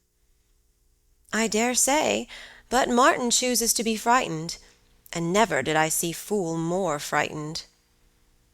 "You must not say a word about it to Carmilla, because she can see down that walk from her room window," I interposed, "and she is, if possible, a greater coward than I." Carmilla came down rather later than usual that day.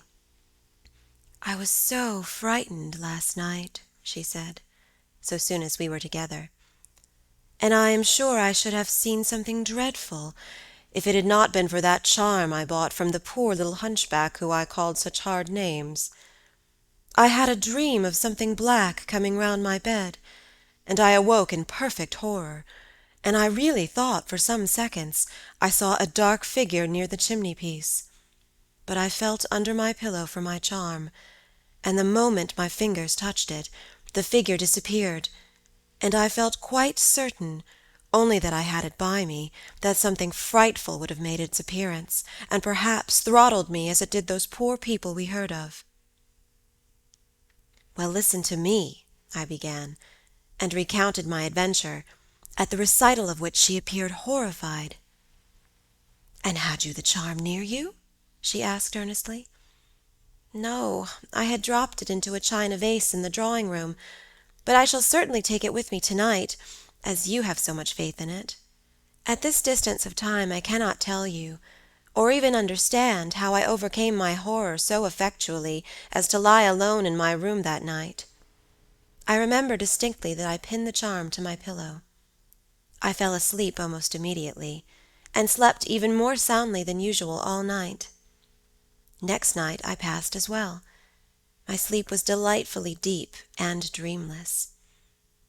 But I wakened with a sense of lassitude and melancholy, which, however, did not exceed a degree that was almost luxurious. "Well, I told you so," said Carmilla, when I described my night's sleep. "I had such delightful sleep myself last night. I pinned the charm to the breast of my nightdress. It was too far away the night before. I am quite sure it was all fancy, except the dreams. I used to think that evil spirits made dreams, but our doctor told me it is no such thing. Only a fever passing by, or some other malady, as they often do, he said, knocks at the door, and not being able to get in, passes on with that alarm." "And what do you think the charm is?" said I.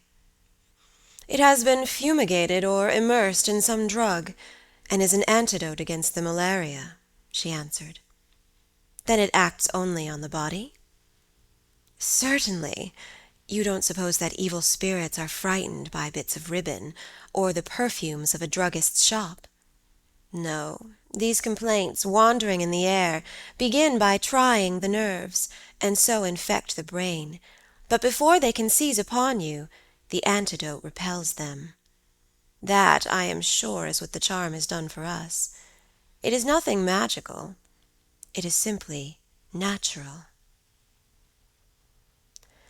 I should have been happier if I could quite have agreed with Carmilla, but I did my best, and the impression was a little losing its force. For some nights I slept profoundly, but still every morning I felt the same lassitude, and a languor weighed upon me all day. I felt myself a changed girl. A strange melancholy was stealing over me, a melancholy that I would not have interrupted. Dim thoughts of death began to open, and an idea that I was slowly sinking took gentle, and somehow not unwelcome possession of me. If it was sad, the tone of mind which this induced was also sweet. Whatever it might be, my soul acquiesced in it.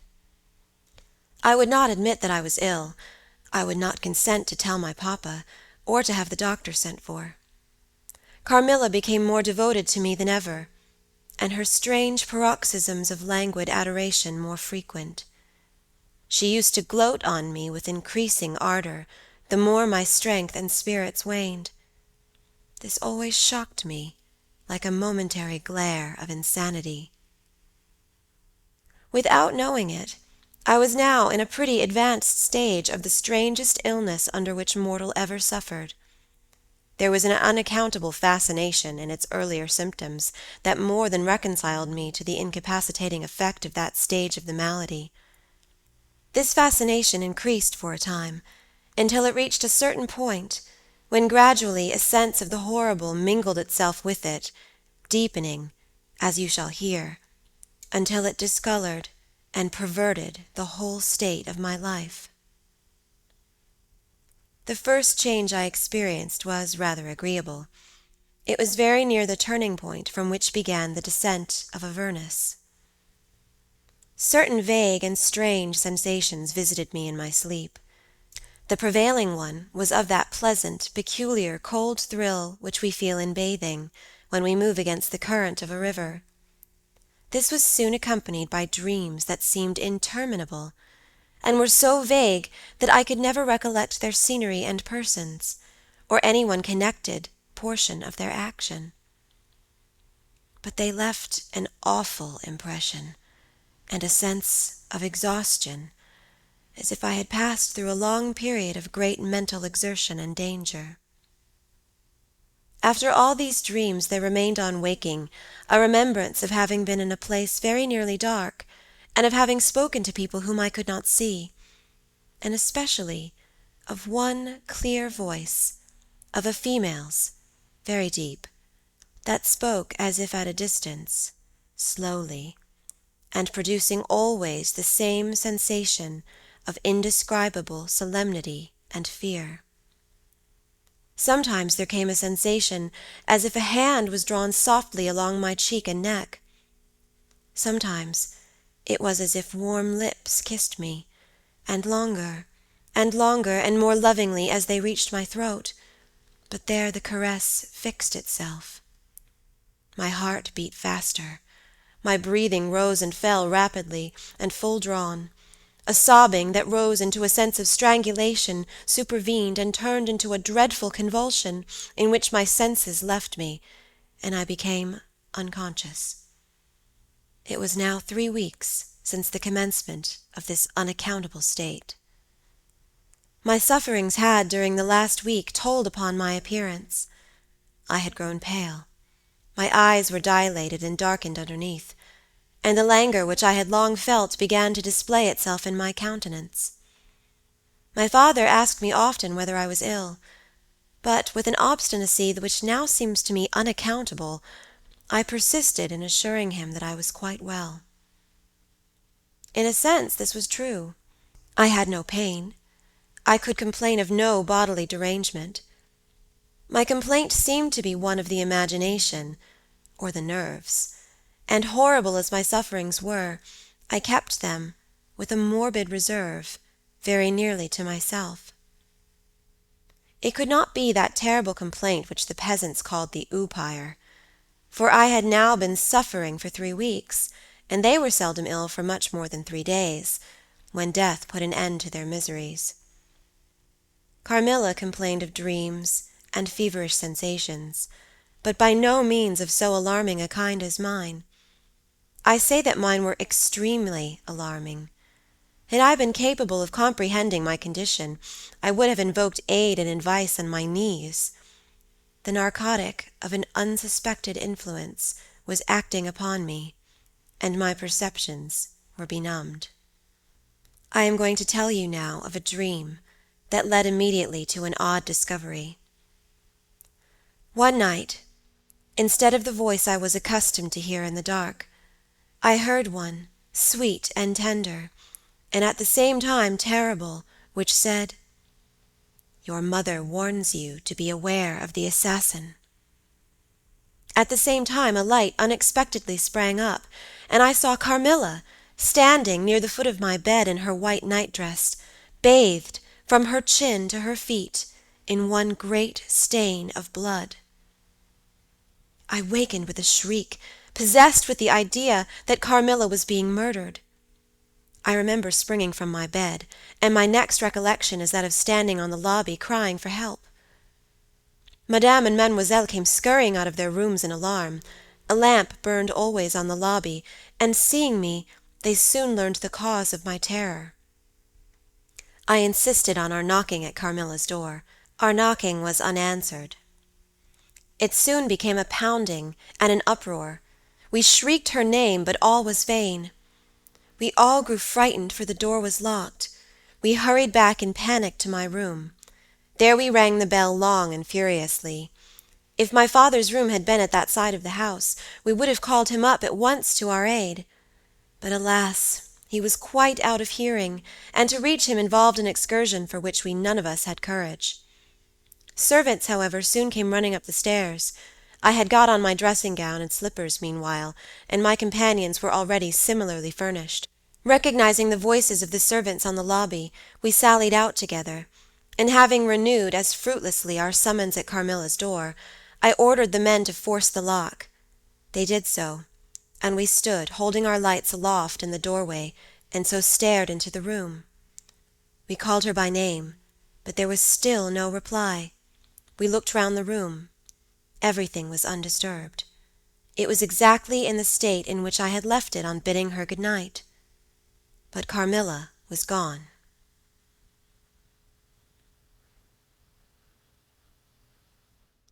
End of chapter 7. Chapter 8. Search. At sight of the room, perfectly undisturbed except for our violent entrance, we began to cool a little, and soon recovered our senses sufficiently to dismiss the men. It had struck Mademoiselle that possibly Carmilla had been wakened by the uproar at her door, and in her first panic had jumped from her bed, and hid herself in a press, or behind a curtain, from which she could not, of course, emerge until the major domo and his myrmidons had withdrawn. We now recommenced our search, and began to call her name again. It was all to no purpose. Our perplexity and agitation increased. We examined the windows, but they were secured. I implored of Carmilla, if she had concealed herself, to play this cruel trick no longer, to come out and to end our anxieties. It was all useless. I was by this time convinced that she was not in the room, nor in the dressing-room, the door of which was still locked on this side. She could not have passed it. I was utterly puzzled. Had Carmilla discovered one of those secret passages which the old housekeeper said were known to exist in the Schloss, although the tradition of their exact situation had been lost? A little time would, no doubt, explain all. Utterly perplexed as, for the present, we were. It was past 4 o'clock, and I preferred passing the remaining hours of darkness in Madame's room. Daylight brought no solution of the difficulty. The whole household, with my father at its head, was in a state of agitation next morning. Every part of the chateau was searched. The grounds were explored. No trace of the missing lady could be discovered. The stream was about to be dragged. My father was in distraction. What a tale to have to tell the poor girl's mother on her return! I, too, was almost beside myself, though my grief was of quite a different kind. The morning was passed in alarm and excitement. It was now 1 o'clock, and still no tidings. I ran up to Carmilla's room, and found her standing at her dressing table. I was astounded. I could not believe my eyes. She beckoned to me with her pretty finger in silence. Her face expressed extreme fear. I ran to her in an ecstasy of joy. I kissed and embraced her again and again. I ran to the bell and rang it vehemently to bring others to the spot who might at once relieve my father's anxiety. "Dear Carmilla, what has become of you all this time? We have been in agonies of anxiety about you," I exclaimed. "Where have you been? How did you come back?" "Last night has been a night of wonders," she said. "For mercy's sake, explain all you can." "It was past 2 last night," she said, "when I went to sleep as usual in my bed, with my doors locked, that of the dressing-room and that opening upon the gallery. My sleep was uninterrupted, and, so far as I know, dreamless. But I woke just now on the sofa in the dressing-room there, and I found the door between the rooms open, and the other door forced. How could all this have happened without my being wakened? It must have been accompanied with a great deal of noise, and I am particularly easily wakened. And how could I have been carried out of my bed without my sleep having been interrupted, I whom the slightest stir startles?" By this time Madame, Mademoiselle, my father, and a number of the servants were in the room. Carmilla was of course overwhelmed with inquiries, congratulations, and welcomes. She had but one story to tell, and seemed the least able of all the party to suggest any way of accounting for what had happened. My father took a turn up and down the room, thinking. I saw Carmilla's eye follow him for a moment, with a sly, dark glance. When my father had sent the servants away, Mademoiselle having gone in search of a little bottle of valerian and sal volatile, and there being no one now in the room with Carmilla, except my father, Madame, and myself, he came to her thoughtfully, took her hand very kindly, and led her to the sofa and sat down beside her. "Will you forgive me, my dear, if I risk a conjecture and ask a question?" "Who can have better right?" she said. "Ask what you please, and I will tell you everything. But my story is simply one of bewilderment and darkness. I know absolutely nothing. Put any question you please, but you know, of course, the limitations Mamma has placed me under." "Perfectly, my dear child. I need not approach the topics on which she desires our silence. Now, the marvel of last night consists in your having been removed from your bed in your room, without being wakened, and this removal having occurred apparently while the windows were still secured, and the 2 doors locked upon the inside. I will tell you my theory, and ask you a question." Carmilla was leaning on her hand dejectedly. Madame and I were listening breathlessly. "Now my question is this. Have you ever been suspected of walking in your sleep?" "Never. Since I was very young, indeed." "But you did walk in your sleep when you were young?" "Yes, I know I did. I have been told so often by my old nurse." My father smiled and nodded. "Well, what has happened is this. You got up in your sleep, unlocked the door, not leaving the key, as usual, in the lock, but taking it out and locking it on the outside. You again took the key out, and carried it away with you to some one of the 25 rooms on this floor, or perhaps upstairs or downstairs. There are so many rooms and closets, so much heavy furniture, and such accumulations of lumber that it would require a week to search this old house thoroughly. Do you see now what I mean?" "I do, but not all," she answered. "And how, Papa, do you account for her finding herself on the sofa in the dressing-room, which we had searched so carefully?" "She came there after you had searched it, still in her sleep, and at last awoke spontaneously, and was as much surprised to find herself where she was as anyone else. "I wish all mysteries were as easily and innocently explained as yours, Carmilla," he said, laughing. "And so we may congratulate ourselves on the certainty that the most natural explanation of the occurrence is one that involves no drugging, no tampering with locks, no burglars or poisoners or witches, nothing that need alarm Carmilla or anyone else for our safety." Carmilla was looking charmingly. Nothing could be more beautiful than her tints. Her beauty was, I think, enhanced by that graceful languor that was peculiar to her. I think my father was silently contrasting her looks with mine, for he said, "I wish my poor Laura was looking more like herself," and he sighed. So our alarms were happily ended, and Carmilla restored to her friends.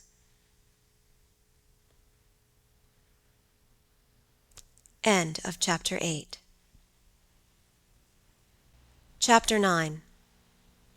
The Doctor. As Carmilla would not hear of an attendant sleeping in her room, my father arranged that a servant should sleep outside her door, so that she would not attempt to make another such excursion without being arrested at her own door. That night passed quietly, and next morning early the doctor, whom my father had sent for without telling me a word about it, arrived to see me. Madame accompanied me to the library, and there the grave little doctor, with white hair and spectacles, whom I mentioned before, was waiting to receive me. I told him my story, and as I proceeded he grew graver and graver. We were standing, he and I, in the recess of one of the windows, facing one another. When my statement was over, he leaned with his shoulders against the wall, and with his eyes fixed on me earnestly, with an interest in which was a dash of horror. After a minute's reflection, he asked Madame if he could see my father. He was sent for accordingly, and as he entered, smiling, he said, "I dare say, Doctor, you are going to tell me that I am an old fool for having brought you here. I hope I am." But his smile faded into shadow as the doctor, with a very grave face, beckoned to him. He and the doctor talked for some time in the same recess where I had just conferred with the physician. It seemed an earnest and argumentative conversation. The room is very large, and I and Madame stood together, burning with curiosity, at the farther end. Not a word could we hear, however, for they spoke in a very low tone, and the deep recess of the window quite concealed the doctor from view, and very nearly my father, whose foot, arm, and shoulder only we could see, and the voices were, I suppose, all the less audible for the sort of closet which the thick wall and window formed. After a time my father's face looked into the room. It was pale, thoughtful, and, I fancied, agitated. "Laura, dear, come here for a moment. Madame, we shan't trouble you, the doctor says, at present." Accordingly I approached, for the first time a little alarmed, for although I felt very weak, I did not feel ill, and strength, one always fancies, is a thing that may be picked up when we please. My father held out his hand to me, as I drew near, but he was looking at the doctor, and he said, "It certainly is very odd. I don't understand it quite. Laura, come here, dear. Now attend to Dr. Spielsberg, and recollect yourself. You mentioned a sensation like that of 2 needles piercing the skin, somewhere about your neck, on the night when you first experienced your horrible dream. Is there still any soreness?" "None at all," I answered. "Can you indicate with your finger about the point at which you think this occurred?" "Very little below my throat. Here," I answered. I wore a morning dress which covered the place I pointed to. "Now you can satisfy yourself," said the doctor. "You won't mind your papa's lowering your dress a very little. It is necessary, to detect a symptom of the complaint under which you have been suffering." I acquiesced. It was only an inch or 2 below the edge of my collar. "God bless me! So it is!" exclaimed my father, growing pale. "You see it now with your own eyes," said the doctor, with a gloomy triumph. "What is it?" I exclaimed, beginning to be frightened. "Nothing, my dear young lady, but a small blue spot, about the size of the tip of your little finger. And now," he continued, turning to papa, "the question is, what is best to be done?" "Is there any danger?" I urged, in great trepidation. "I trust not, my dear," answered the doctor. "I don't see why you should not recover. I don't see why you should not immediately begin to get better. That is the point at which the sense of strangulation begins." "Yes," I answered. "And recollect as well as you can, the same point was a kind of center of that thrill which you described just now, like the current of a cold stream running against you." "It may have been. I think it was." "Ay, you see," he added, turning to my father. "Shall I say a word to Madame?" "Certainly," said my father. He called Madame to him, and said, "I find my young friend here far from well. It won't be of any great consequence, I hope, but it will be necessary that some steps be taken, which I will explain by and by. But in the meantime, Madame, you will be so good as to not let Miss Laura be alone for one moment. That is the only direction I need give for the present. It is indispensable." "We may rely upon your kindness, Madame, I know," added my father. Madame satisfied him eagerly. "And you, dear Laura, I know you will observe the doctor's direction." "I shall have to ask your opinion upon another patient, whose symptoms slightly resemble those of my daughter, that have just been detailed to you, very much milder in degree, but I believe quite of the same sort. She is a young lady, our guest, but as you say you will be passing this way again this evening, you can't do better than take your supper here, and you can then see her. She does not come down till the afternoon." "I thank you," said the doctor. "I shall be with you, then, at about 7 this evening." And then they repeated their directions to me and Madame, and with this parting charge my father left us, and walked out with the doctor, and I saw them pacing together up and down between the road and the moat, on the grassy platform in front of the castle, evidently absorbed in earnest conversation. The doctor did not return. I saw him mount his horse there, take his leave, and ride away eastward through the forest. Nearly at the same time I saw the man arrive from Dranfield with the letters, and dismount and hand the bag to my father. In the meantime, Madame and I were both busy, lost in conjecture as to the reasons of the singular and earnest direction which the doctor and my father had concurred in imposing. Madame, as she afterwards told me, was afraid the doctor apprehended a sudden seizure, and that without prompt assistance I might either lose my life in a fit, or at least be seriously hurt.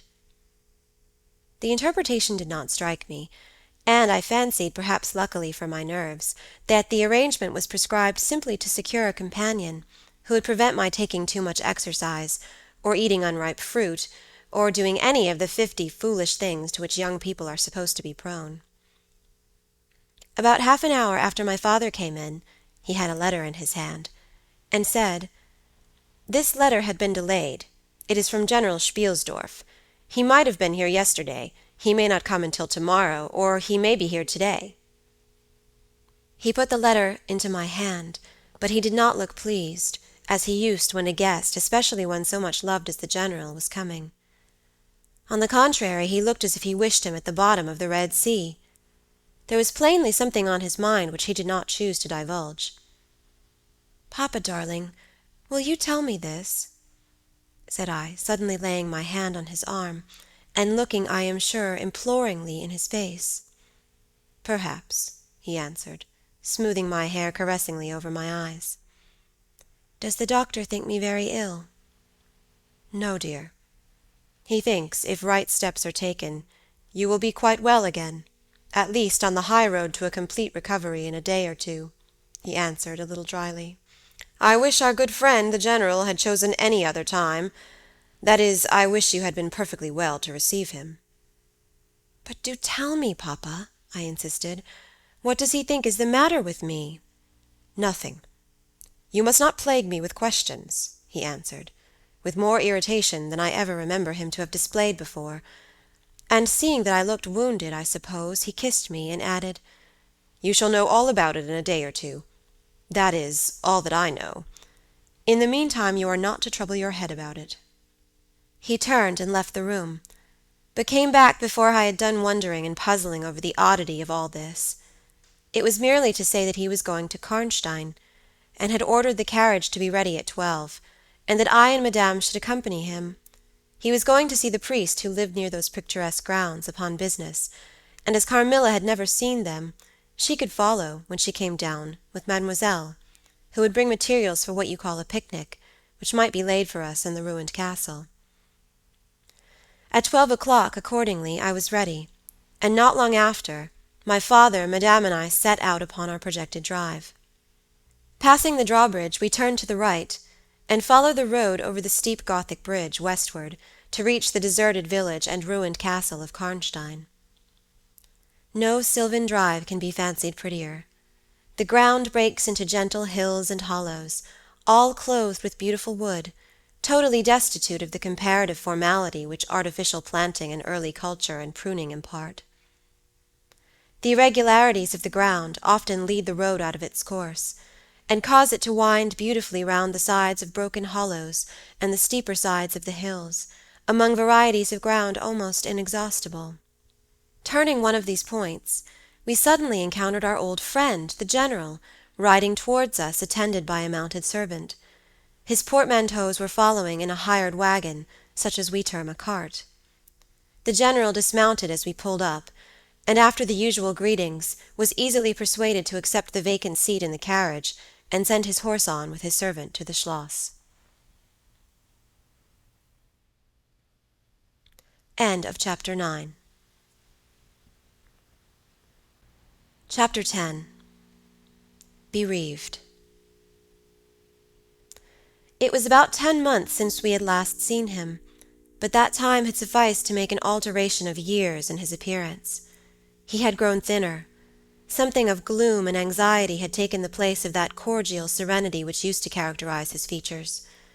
His dark blue eyes, always penetrating, now gleamed with a sterner light from under his shaggy gray eyebrows. It was not such a change as grief alone usually induces, and angrier passions seemed to have had their share in bringing it about. We had not long resumed our drive, when the General began to talk, with his usual soldierly directness, of the bereavement, as he termed it, which he had sustained in the death of his beloved niece and ward.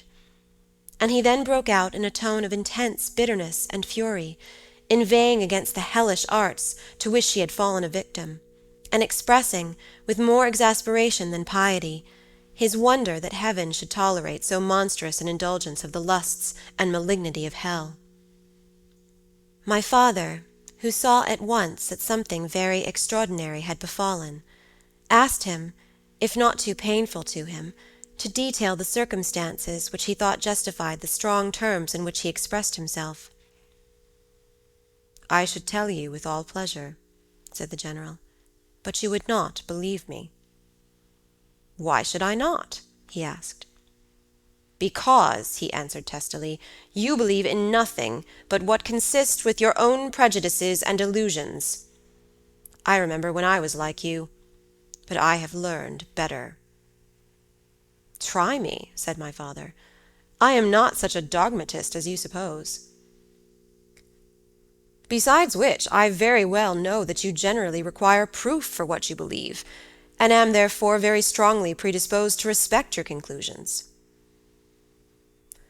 "You are right in supposing that I have not been led lightly into a belief in the marvelous, for what I have experienced is marvelous. And I have been forced by extraordinary evidence to credit that which ran counter, diametrically, to all my theories. I have been made the dupe of a preternatural conspiracy."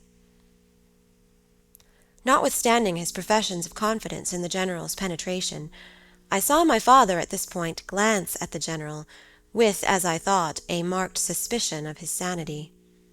The General did not see it, luckily. He was looking gloomily and curiously into the glades and vistas of the woods that were opening before us. "You are going to the ruins of Karnstein," he said. "Yes, it is a lucky coincidence. Do you know I was going to ask you to bring me there to inspect them? I have a special object in exploring. There is a ruined chapel, ain't there, with a great many tombs of that extinct family?" "So there are. Highly interesting," said my father. "I hope you are thinking of claiming the title and estates?"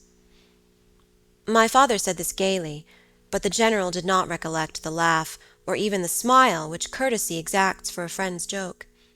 On the contrary, he looked grave, and even fierce, ruminating on a matter that stirred his anger and horror. "Something very different," he said gruffly. "I mean to unearth some of those fine people. I hope, by God's blessing, to accomplish a pious sacrilege here, which will relieve our earth of certain monsters, and enable honest people to sleep in their beds without being assailed by murderers. I have strange things to tell you, my dear friend, such as I myself would have scouted as incredible a few months since." My father looked at him again, but this time not with a glance of suspicion, with an eye rather of keen intelligence and alarm. "The house of Karnstein," he said, "has been long extinct, 100 years at least. My dear wife was maternally descended from the Karnsteins, but the name and title have long ceased to exist. The castle is a ruin, the very village is deserted. It is 50 years since the smoke of a chimney was seen there, not a roof left." "Quite true. I have heard a great deal about that since I last saw you, a great deal that will astonish you. But I had better relate everything in the order in which it occurred," said the General. "You saw my dear ward, my child, I may call her. No creature could have been more beautiful, and only 3 months ago none more blooming." "Yes, poor thing. When I saw her last she certainly was quite lovely," said my father. "I was grieved and shocked more than I can tell you, my dear friend. I knew what a blow it was to you." He took the General's hand, and they exchanged a kind pressure. Tears gathered in the old soldier's eyes. He did not seek to conceal them. He said, "We have been very old friends. I knew you would feel for me, childless as I am. She had become an object of very near interest to me, and repaid my care by an affection that cheered my home and made my life happy. That is all gone. The years that remain to me on earth may not be very long, but by God's mercy I hope to accomplish a service to mankind before I die, and to subserve the vengeance of heaven upon the fiends who have murdered my poor child in the spring of her hopes and beauty." "You said just now that you intended relating everything as it occurred," said my father. "Pray do. I assure you that it is not mere curiosity that prompts me." By this time we had reached the point at which the Drunstall road, by which the General had come, diverges from the road which we were traveling to Karnstein. "How far is it to the ruins?" inquired the General, looking anxiously forward. "About half a league," answered my father. "Pray, let us hear the story you were so good as to promise."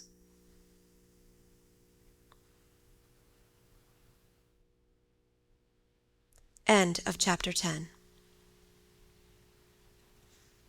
Chapter 11. The Story. "With all my heart," said the General, with an effort, and after a short pause in which to arrange his subject, he commenced one of the strangest narratives I ever heard. "My dear child was looking forward with great pleasure to the visit you had been so good as to arrange for her to your charming daughter." Here he made me a gallant but melancholy bow. "In the meantime, we had an invitation to my old friend the Count Carlsfeld, whose schloss is about 6 leagues to the other side of Karnstein. It was to attend the series of fêtes which, you remember, were given by him in honor of his illustrious visitor, the Grand Duke Charles." "Yes, and very splendid, I believe they were," said my father. "Princely. But then his hospitalities are quite regal. He has Aladdin's lamp. The night from which my sorrow dates was devoted to a magnificent masquerade. The grounds were thrown open, the trees hung with colored lamps. There was such a display of fireworks as Paris itself had never witnessed. And such music. Music, you know, is my weakness. Such ravishing music. The finest instrumental band, perhaps, in the world, and the finest singers who could be collected from all the great operas in Europe. As you wandered through these fantastically illuminated grounds, the moon-lighted chateau throwing a rosy light from its long rows of windows, you would suddenly hear these ravishing voices stealing from the silence of some grove, or rising from boats upon the lake. I felt myself, as I looked and listened, carried back into the romance and poetry of my early youth. When the fireworks were ended, and the ball beginning, we returned to the noble suite of rooms that were thrown open to the dancers. A masked ball, you know, is a beautiful sight, but so brilliant a spectacle of the kind I never saw before. It was a very aristocratic assembly. I was myself almost the only nobody present. My dear child was looking quite beautiful. She wore no mask. Her excitement and delight added an unspeakable charm to her features, always lovely. I remarked a young lady, dressed magnificently, but wearing a mask, who appeared to me to be observing my ward with extraordinary interest. I had seen her, earlier in the evening, in the great hall, and again for a few minutes walking near us, on the terrace under the castle windows, similarly employed. A lady, also masked, richly and gravely dressed, and with a stately air like a person of rank, accompanied her as a chaperone. Had the young lady not worn a mask, I could, of course, have been much more certain upon the question whether she was really watching my poor darling. I am now well assured that she was. We were now in one of the salons. My poor dear child had been dancing, and was resting a little in one of the chairs near the door. I was standing near. The two ladies I have mentioned had approached, and the younger took the chair next my ward, while her companion stood by me, and for a little time addressed herself, in low tone, to her charge. Availing herself of the privilege of her mask, she turned to me, and, in the tone of an old friend, and calling me by name, opened a conversation with me, which piqued my curiosity a good deal. She referred to many scenes where she had met me, at court and at distinguished houses. She alluded to little incidents which I had long ceased to think of, but which, I found, had only lain in abeyance in my memory, for they instantly started into life at her touch.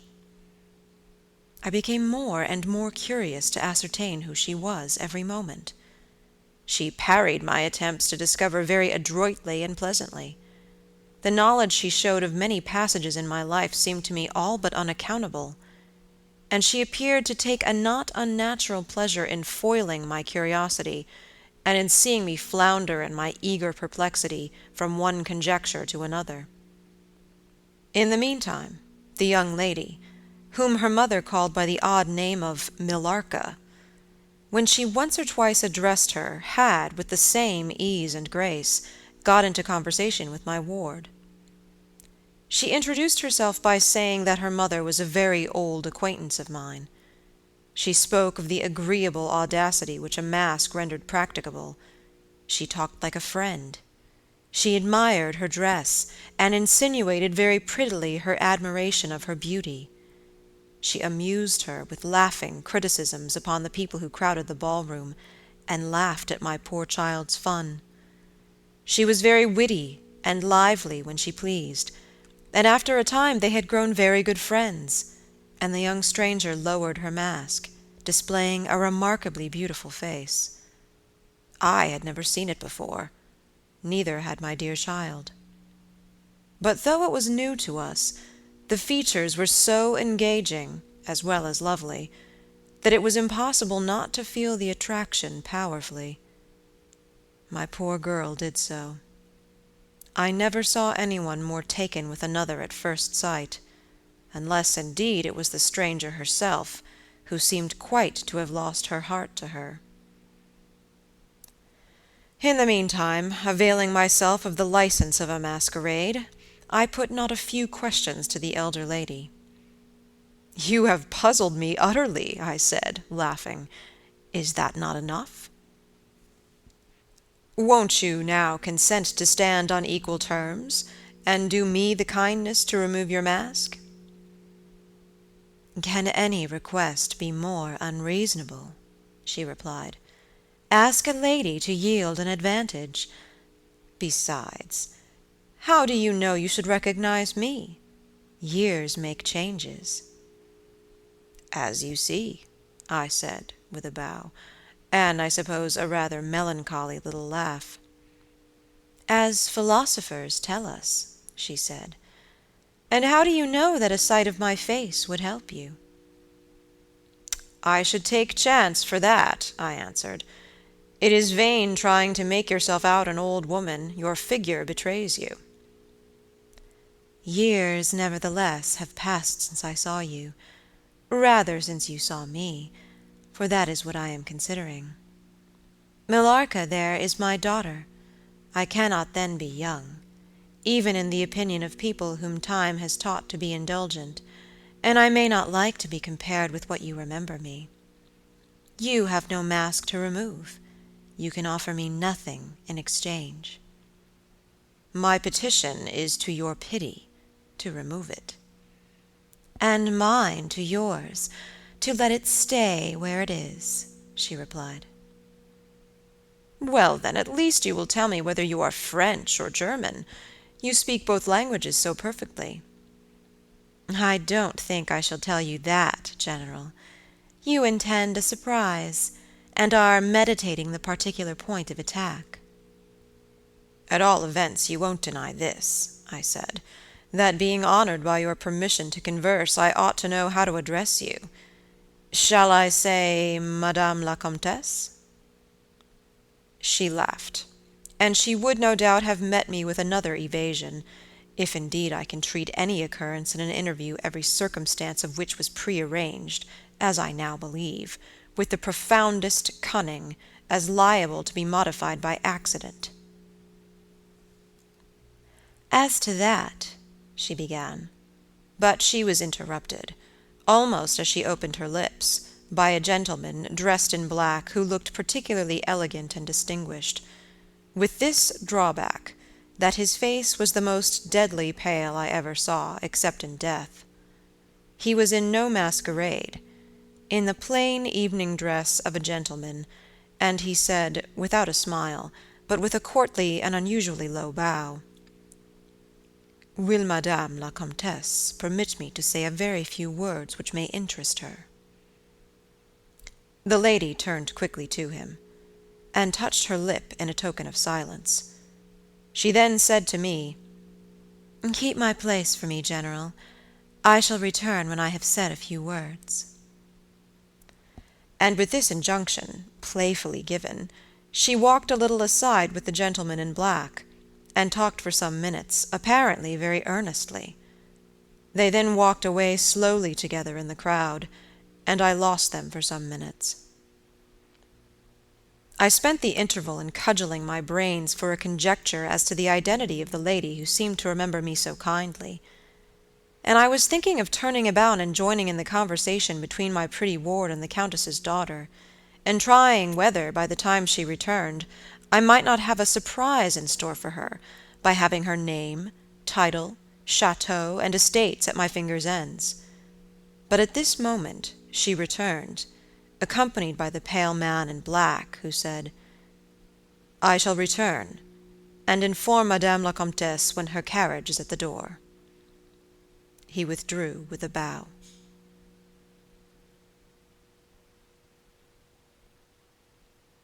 End of Chapter 11. Chapter 12. A Petition. "Then we are to lose Madame la Comtesse, but I hope for only a few hours," I said with a low bow. "It may be that only, or it may be a few weeks. It was very unlucky his speaking to me just now as he did. Do you now know me?" I assured her I did not. "You shall know me," she said, "but not at present. We are older and better friends than perhaps you suspect. I cannot yet declare myself. I shall in 3 weeks pass your beautiful Schloss, about which I have been making enquiries. I shall then look in upon you for an hour or two, and renew a friendship which I never think of without 1,000 pleasant recollections. This moment a piece of news has reached me like a thunderbolt. I must set out now, and travel by a devious route, nearly 100 miles, with all the dispatch that I can possibly make. My perplexities multiply. I am only deterred by the compulsory reserve I practice as to my name from making a very singular request of you. My poor child has not quite recovered her strength. Her horse fell with her, at a hunt which she had ridden out to witness. Her nerves have not yet recovered the shock, and our physician says that she must on no account exert herself for some time to come. We came here, in consequence, by very easy stages, hardly 6 leagues a day.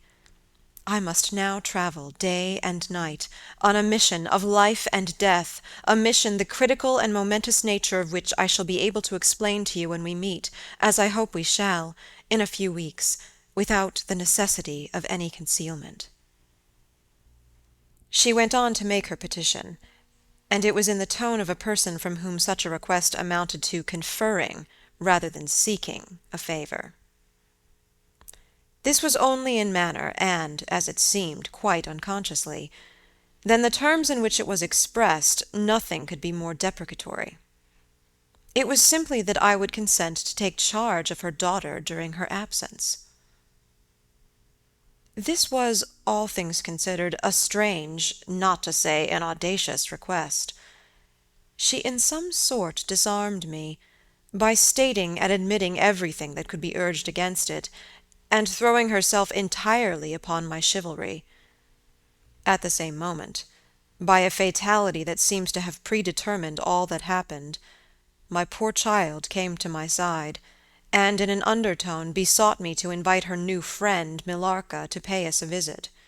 She had just been sounding her, and thought, if her mamma would allow her, she would like it extremely. At another time I should have told her to wait a little, until at least we knew who they were. But I had not a moment to think in. The 2 ladies assailed me together, and, I must confess, the refined and beautiful face of the young lady, about which there was something extremely engaging, as well as the elegance and fire of high birth, determined me, and quite overpowered I submitted, and undertook, too easily, the care of the young lady whom her mother called Millarca.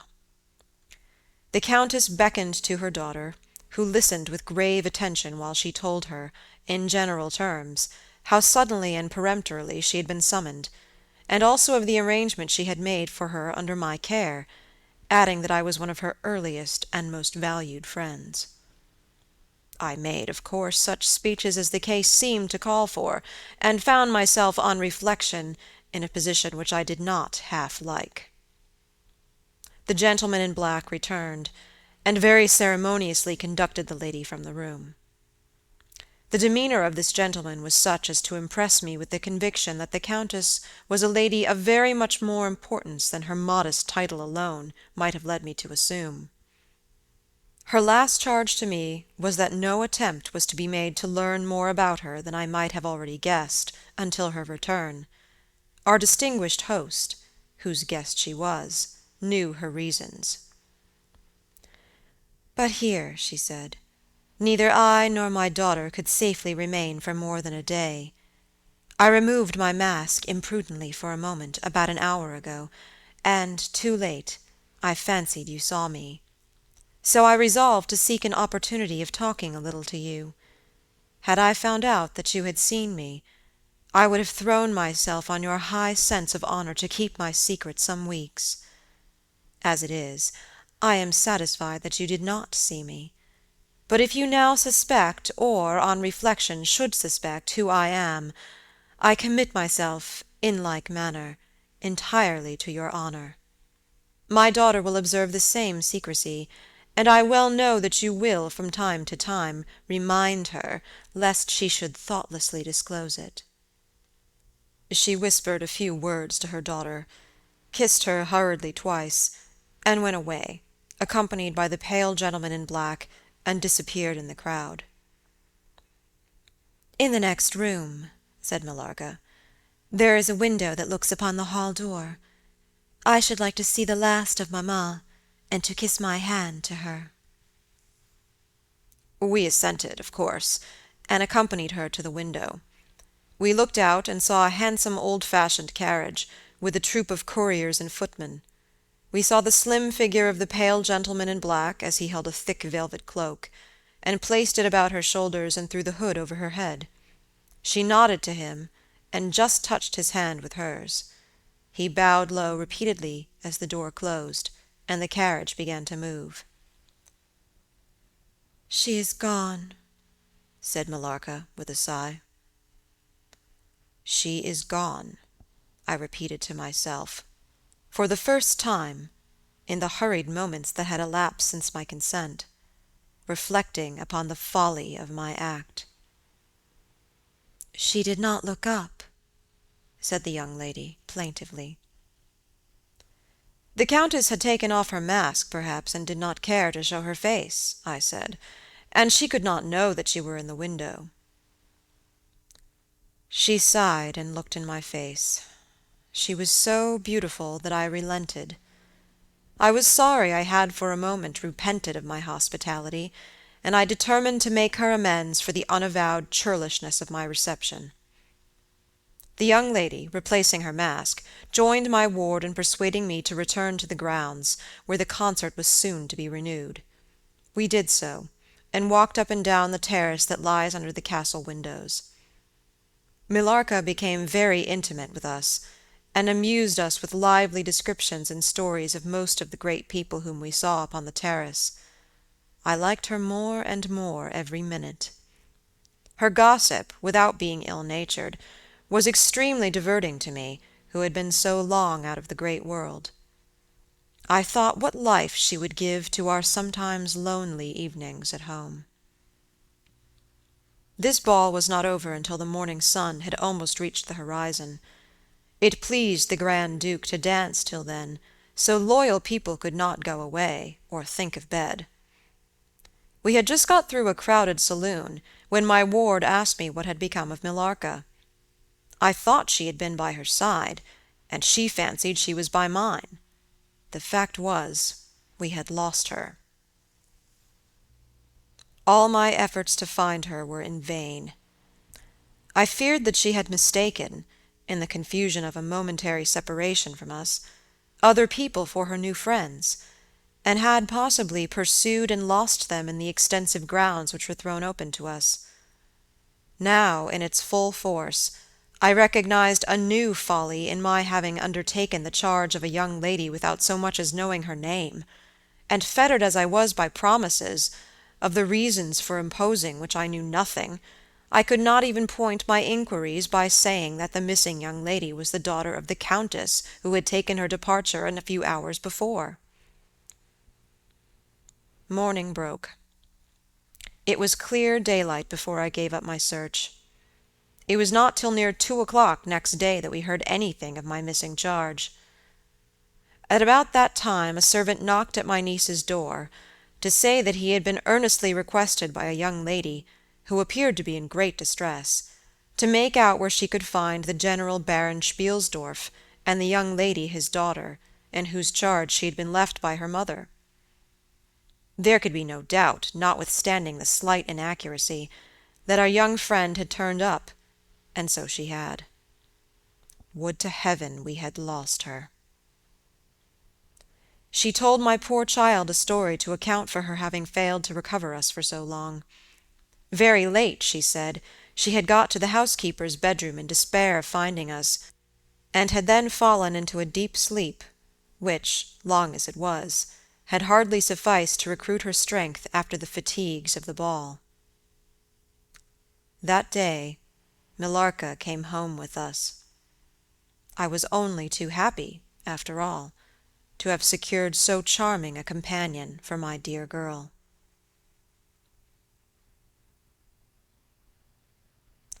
End of chapter 12. Chapter 13. The Woodman. There soon, however, appeared some drawbacks. In the first place, Millarca complained of extreme languor, the weakness that remained after her late illness, and she never emerged from her room till the afternoon was pretty far advanced. In the next place, it was accidentally discovered, although she always locked her door on the inside, and never disturbed the key from its place till she admitted the maid to assist at her toilet, that she was undoubtedly sometimes absent from her room in the very early morning, and at various times later in the day, before she wished it to be understood that she was stirring. She was repeatedly seen from the windows of the schloss, in the first faint grey of the morning, walking through the trees, in an easterly direction, and looking like a person in a trance. This convinced me that she walked in her sleep. But this hypothesis did not solve the puzzle. How did she pass out from her room, leaving the door locked on the inside? How did she escape from the house without unbarring door or window? In the midst of my perplexities, an anxiety of a far more urgent kind presented itself. My dear child began to lose her looks and health, and that in a manner so mysterious and even horrible that I became thoroughly frightened. She was at first visited by appalling dreams, then, as she fancied, by a spectre, sometimes resembling Millarca, sometimes in the shape of a beast, indistinctly seen walking round the foot of her bed from side to side. Lastly came sensations. One, not unpleasant, but very peculiar, she said, resembled the flow of an icy stream against her breast. At a later time she felt something like a pair of large needles pierce her, a little below the throat, with a very sharp pain. A few nights after followed a gradual and convulsive sense of strangulation. Then came unconsciousness. I could hear distinctly every word the kind old general was saying, because by this time we were driving upon the short grass that spreads on either side of the road as you approach the roofless village, which had not shown the smoke of a chimney for more than half a century. You may guess how strangely I felt as I heard my own symptoms so exactly described in those which had been experienced by the poor girl, who, but for the catastrophe which followed, would have been at that moment a visitor at my father's chateau. You may suppose, also, how I felt as I heard him detail habits and mysterious peculiarities which were, in fact, those of our beautiful guest, Carmilla. A vista opened in the forest. We were on a sudden under the chimneys and gables of the ruined village, and the towers and battlements of the dismantled castle, round which gigantic trees are grouped, overhung us from a slight eminence. In a frightened dream I got down from the carriage, and in silence, for we had each abundant matter for thinking, we soon mounted the ascent, and were among the spacious chambers, winding stairs, and dark corridors of the castle. "And this was once the palatial residence of the Karnsteins," said the old general at length, as from a great window he looked out across the village, and saw the wide undulating expanse of forest. "It was a bad family, and here its blood-stained annals were written," he continued. "It is hard that they should, after death, continue to plague the human race with their atrocious lusts. That is the chapel of the Karnsteins, down there." He pointed down to the grey walls of the Gothic building partly visible through the foliage, a little way down the steep. "And I hear the axe of a woodman," he added, "busy among the trees that surround it.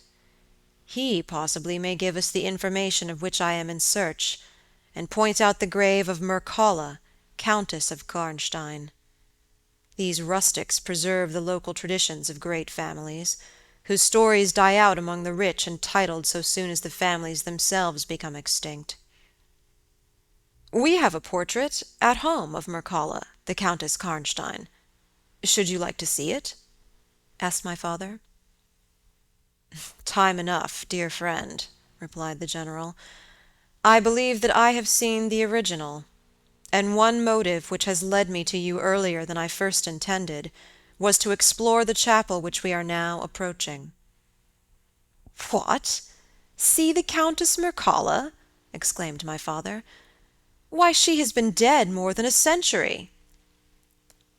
"Not so dead as you fancy, I am told," answered the General.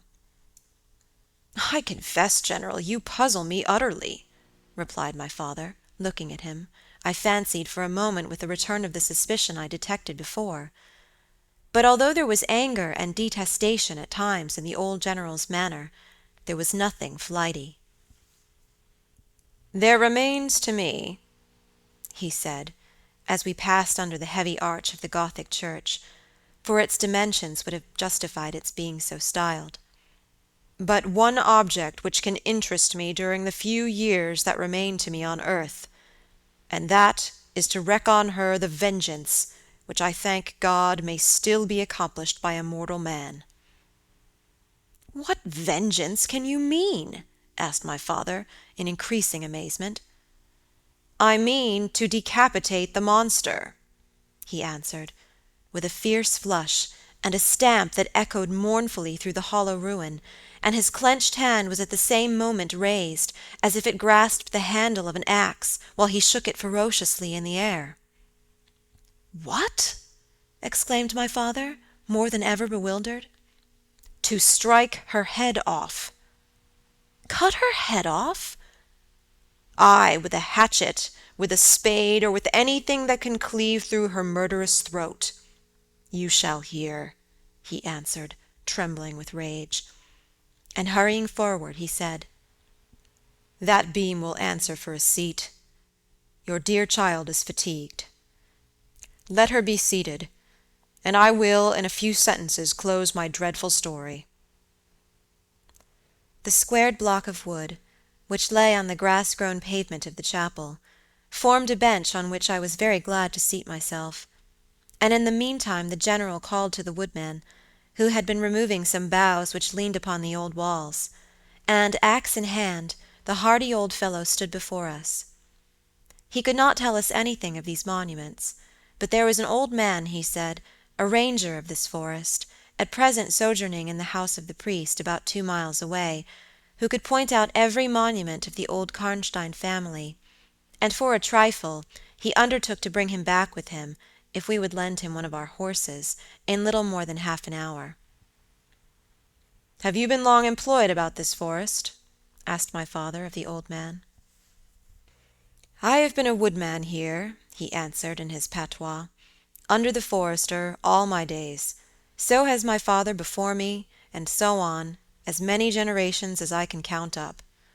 I could show you the very house in the village here in which my ancestors live." "How came the village to be deserted?" asked the General. "It was troubled by revenants, sir. Several were tracked to their graves, there detected by the usual tests, and extinguished in the usual way, by decapitation, by the stake, and by burning, but not until many of the villagers were killed. But after all these proceedings according to law," he continued, "so many graves opened and so many vampires deprived of their horrible animation, the village was not relieved. But a Moravian nobleman, who happened to be traveling this way, heard how matters were, and being skilled, as many people are in his country, in such affairs, he offered to deliver the village from its tormentor. He did so thus. There being a bright moon that night, he ascended, shortly after sunset, the towers of the chapel here, from whence he could distinctly see the churchyard beneath him. You can see it from that window. From this point he watched until he saw the vampire come out of his grave, and place near it the linen clothes in which he had been folded, and then glide away towards the village to plague its inhabitants.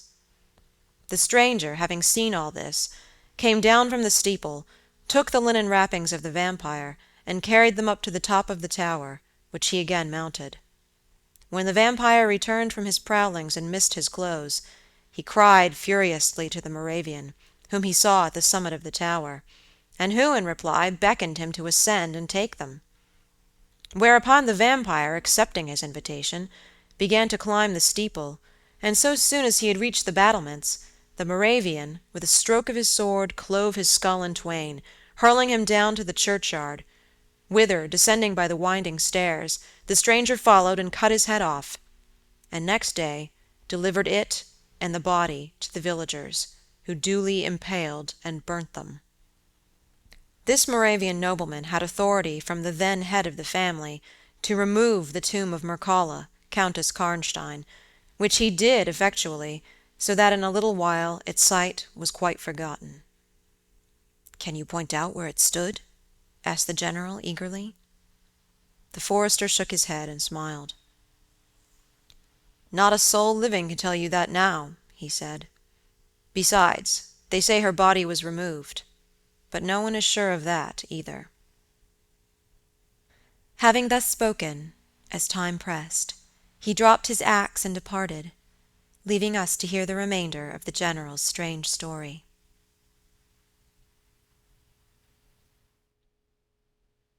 End of chapter 13. Chapter 14. The Meeting. "My beloved child," he resumed, "was now growing rapidly worse. The physician who attended her had failed to produce the slightest impression on her disease, for such I then supposed it to be. He saw my alarm, and suggested a consultation. I called in an abler physician from Gratz. Several days elapsed before he arrived. He was a good and pious as well as a learned man. Having seen my poor ward together, they withdrew to my library to confer and discuss. I, from the adjoining room, where I awaited their summons, heard these two gentlemen's voices raised in something sharper than a strictly philosophical discussion. I knocked at the door and entered. I found the old physician from Gratz maintaining his theory.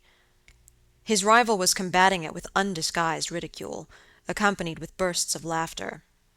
This unseemly manifestation subsided, and the altercation ended on my entrance. "Sir," said my first physician, "my learned brother seems to think that you want a conjurer and not a doctor." "Pardon me," said the old physician from Gratz, looking displeased. "I shall state my own view of the case in my own way another time. I grieve, Monsieur le Général, that by my skill and science I can be of no use. Before I go, I shall do myself the honor to suggest something to you." He seemed thoughtful, and sat down at a table and began to write. Profoundly disappointed, I made my bow, and as I turned to go, the other doctor pointed over his shoulder to his companion, who was writing, and then, with a shrug, significantly touched his forehead. This consultation, then, left me precisely where I was. I walked out into the grounds, all but distracted. The doctor from Gratz in 10 or 15 minutes overtook me. He apologized for having followed me, but said that he could not conscientiously take his leave without a few words more. He told me that he could not be mistaken. No natural disease exhibited the same symptoms, and that death was already very near. There remained, however, a day, or possibly 2, of life. If the fatal seizure were at once arrested, with great care and skill her strength might possibly return. But all hung now upon the confines of the irrevocable. One more assault might extinguish the last spark of vitality which is every moment ready to die. "And what is the nature of the seizure you speak of?" I entreated. "I have stated all fully in this note, which I place in your hands upon the distinct condition that you send for the nearest clergyman, and open my letter in his presence, and on no account read it till he is with you. You would despise it else, and it is a matter of life and death. Should the priest fail you, then, indeed you may read it." He asked me, before taking his leave finally, whether I would wish to see a man curiously learned upon the very subject, which, after I had read his letter, would probably interest me above all others, and he urged me earnestly to invite him to visit him there, and so took his leave. The ecclesiastic was absent, and I read the letter by myself. At another time or in another case it might have excited my ridicule. But into what quackeries will not people rush for a last chance, where all accustomed means have failed, and the life of a beloved object is at stake? Nothing, you will say, could be more absurd than the learned man's letter. It was monstrous enough to have consigned him to a madhouse. He said that the patient was suffering from the visits of a vampire. The punctures which she described as having occurred near the throat were, he insisted, the insertion of those two long, thin, and sharp teeth which, it is well known, are peculiar to vampires, and there could be no doubt, he added, as to the well-defined presence of the small, livid mark, which all concurred in describing as that induced by the demon's lips, and every symptom described by the sufferer was in exact conformity with those recorded in every case of a similar visitation. Being myself wholly skeptical as to the existence of any such portent as the vampire, the supernatural theory of the good doctor furnished, in my opinion, but another instance of learning and intelligence oddly associated with some one hallucination. I was so miserable, however, that rather than try nothing, I acted upon the instructions of the letter. I concealed myself in the dark dressing-room that opened upon the poor patient's room, in which a candle was burning, and watched there till she was fast asleep.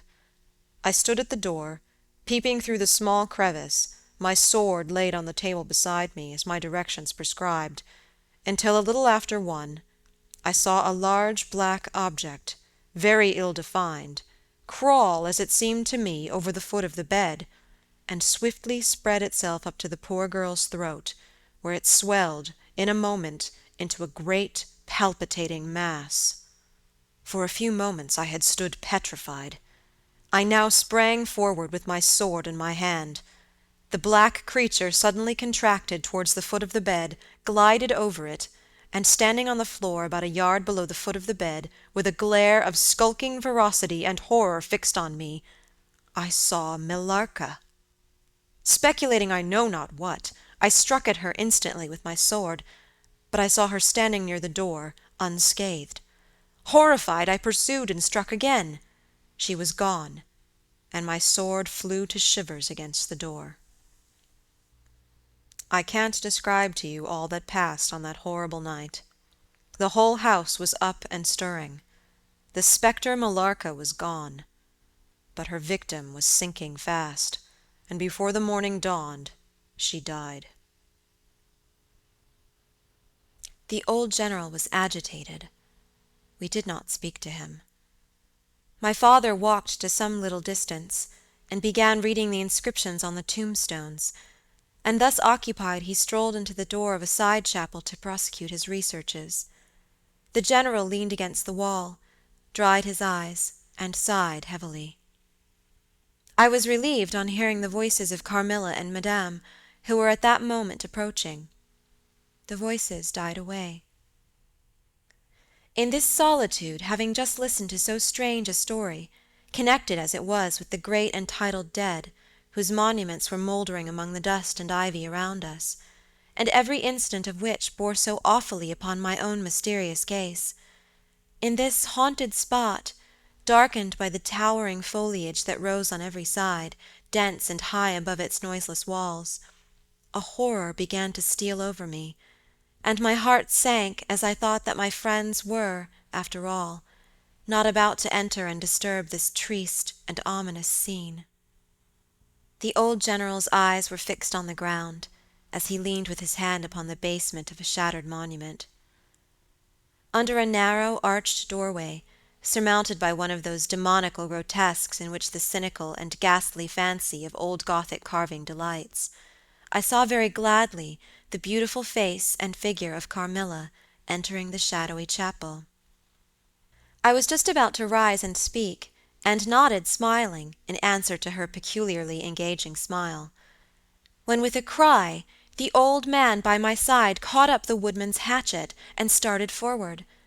On seeing him, a brutalized change came over her features. It was an instantaneous and horrible transformation as she made a crouching step backwards. Before I could utter a scream, he struck at her with all his force, but she dived under his blow, and unscathed caught him in her tiny grasp by the wrist. He struggled for a moment to release his arm, but his hand opened, the axe fell to the ground, and the girl was gone. He staggered against the wall. His gray hair stood upon his head, and a moisture shone over his face as if he were at the point of death. The frightful scene had passed in a moment. The first thing I recollect after is Madame standing before me, and impatiently repeating again and again the question, "Where is Mademoiselle Carmilla?" I answered at length, "I don't know. I can't tell. She went there," and I pointed to the door through which Madame had just entered, "only a minute or two since. But I have been standing there, in the passage, ever since Mademoiselle Carmilla entered, and she did not return." She then began to call, "Carmilla!" through every door and passage and from the windows, but no answer came. "She called herself Carmilla?" asked the General, still agitated. "Carmilla, yes," I answered. "Ay," he said, "that is Millarca. That is the same person who long ago was called Mircalla, Countess Karnstein. Depart from this accursed ground, my poor child, as quickly as you can. Drive to the clergyman's house, and stay there till we come. Begone! May you never behold Carmilla more. You will not find her here."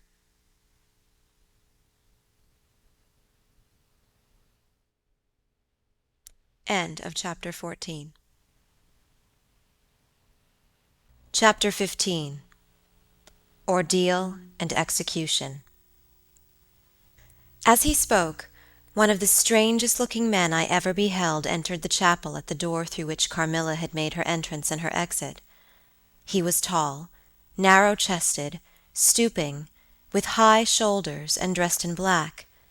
His face was brown, and dried in with deep furrows. He wore an oddly shaped hat with a broad leaf. His hair, long and grizzled, hung on his shoulders. He wore a pair of gold spectacles, and walked slowly, with an odd, shambling gait, with his face sometimes turned up to the sky, and sometimes bowed down towards the ground, seemed to wear a perpetual smile. His long, thin arms were swinging, and his lank hands, in old black gloves, ever so much too wide for them, waving and gesticulating in utter abstraction. "The very man!" exclaimed the General, advancing with manifest delight. "My dear Baron, how happy I am to see you! I had no hope of meeting you so soon." He signed to my father, who had by this time returned, and leading the fantastic old gentleman, whom he called the Baron, to meet him. He introduced him formally, and they at once entered into earnest conversation. The stranger took a roll of paper from his pocket, and spread it on the worn surface of a tomb that stood by. He had a pencil case in his fingers, with which he traced imaginary lines from point to point on the paper, which from their often glancing from it together at certain points of the building, I concluded to be a plan of the chapel. He accompanied what I may term his lecture with occasional readings from a dirty little book, whose yellow leaves were closely written over. They sauntered together down the side aisle, opposite to the spot where I was standing, conversing as they went. Then they began measuring distances by paces, and finally they all stood together, facing a piece of the side wall, which they began to examine with great minuteness, pulling off the ivy that clung over it, and rapping the plaster with the ends of their sticks, scraping here and knocking there. At length they ascertained the existence of a broad marble tablet, with letters carved in relief upon it. With the assistance of the woodman, who soon returned, a monumental inscription and carved escutcheon were disclosed. They proved to be those of the long-lost monument of Mircalla, Countess Karnstein. The old general, though not, I fear, given to the praying mood, raised his hands and eyes to heaven, in mute thanksgiving for some moments. "Tomorrow," I heard him say, "the commissioner will be here, and the inquisition will be held according to law." Then turning to the old man with the gold spectacles, whom I have described, he shook him warmly by both hands and said, "Baron, how can I thank you? How can we all thank you? You will have delivered this region from a plague that has scourged its inhabitants for more than a century. The horrible enemy, thank God, is at last tracked." My father led the stranger aside, and the general followed. I know that he had led them out of hearing, that he might relate my case, and I saw them glance often quickly at me as the discussion proceeded. My father came to me, kissed me again and again, and leading me from the chapel, said, "It is time to return, but before we go home, we must add to our party the good priest, who lives but a little way from this, and persuade him to accompany us to the Schloss." In this quest we were successful, and I was glad, being unspeakably fatigued when we reached home. But my satisfaction was changed to dismay on discovering that there were no tidings of Carmilla. Of the scene that had occurred in the ruined chapel, no explanation was offered to me, and it was clear that it was a secret which my father for the present determined to keep from me. The sinister absence of Carmilla made the remembrance of the scene more horrible to me. The arrangements for the night were singular.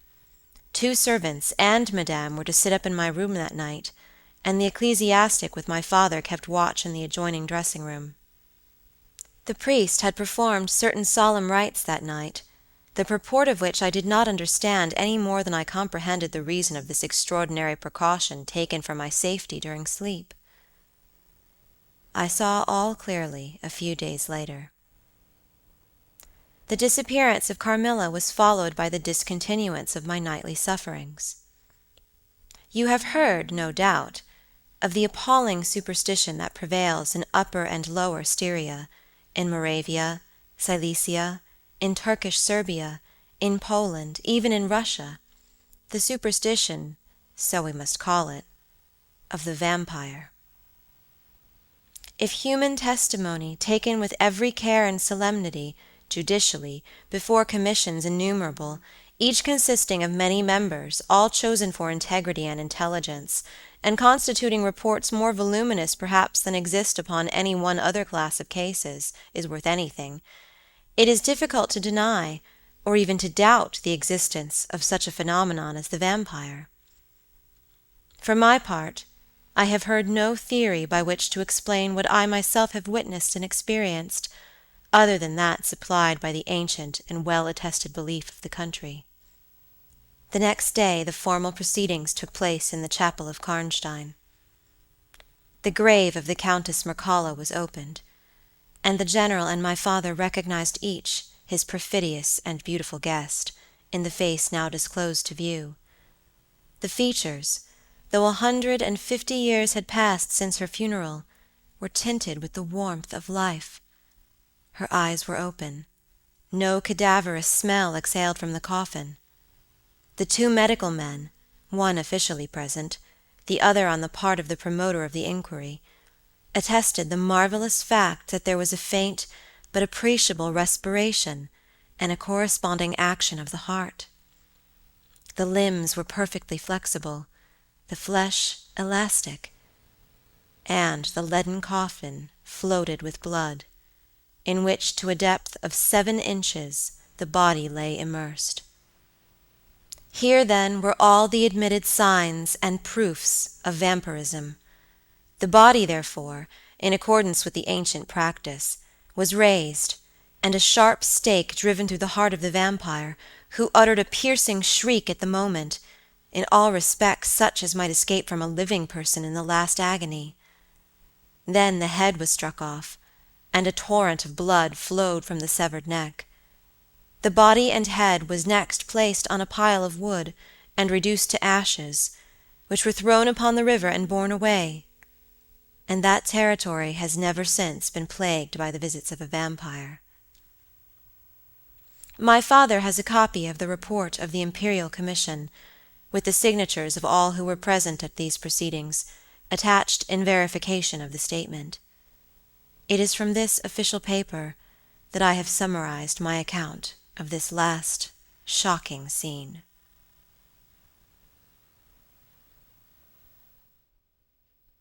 End of chapter 15.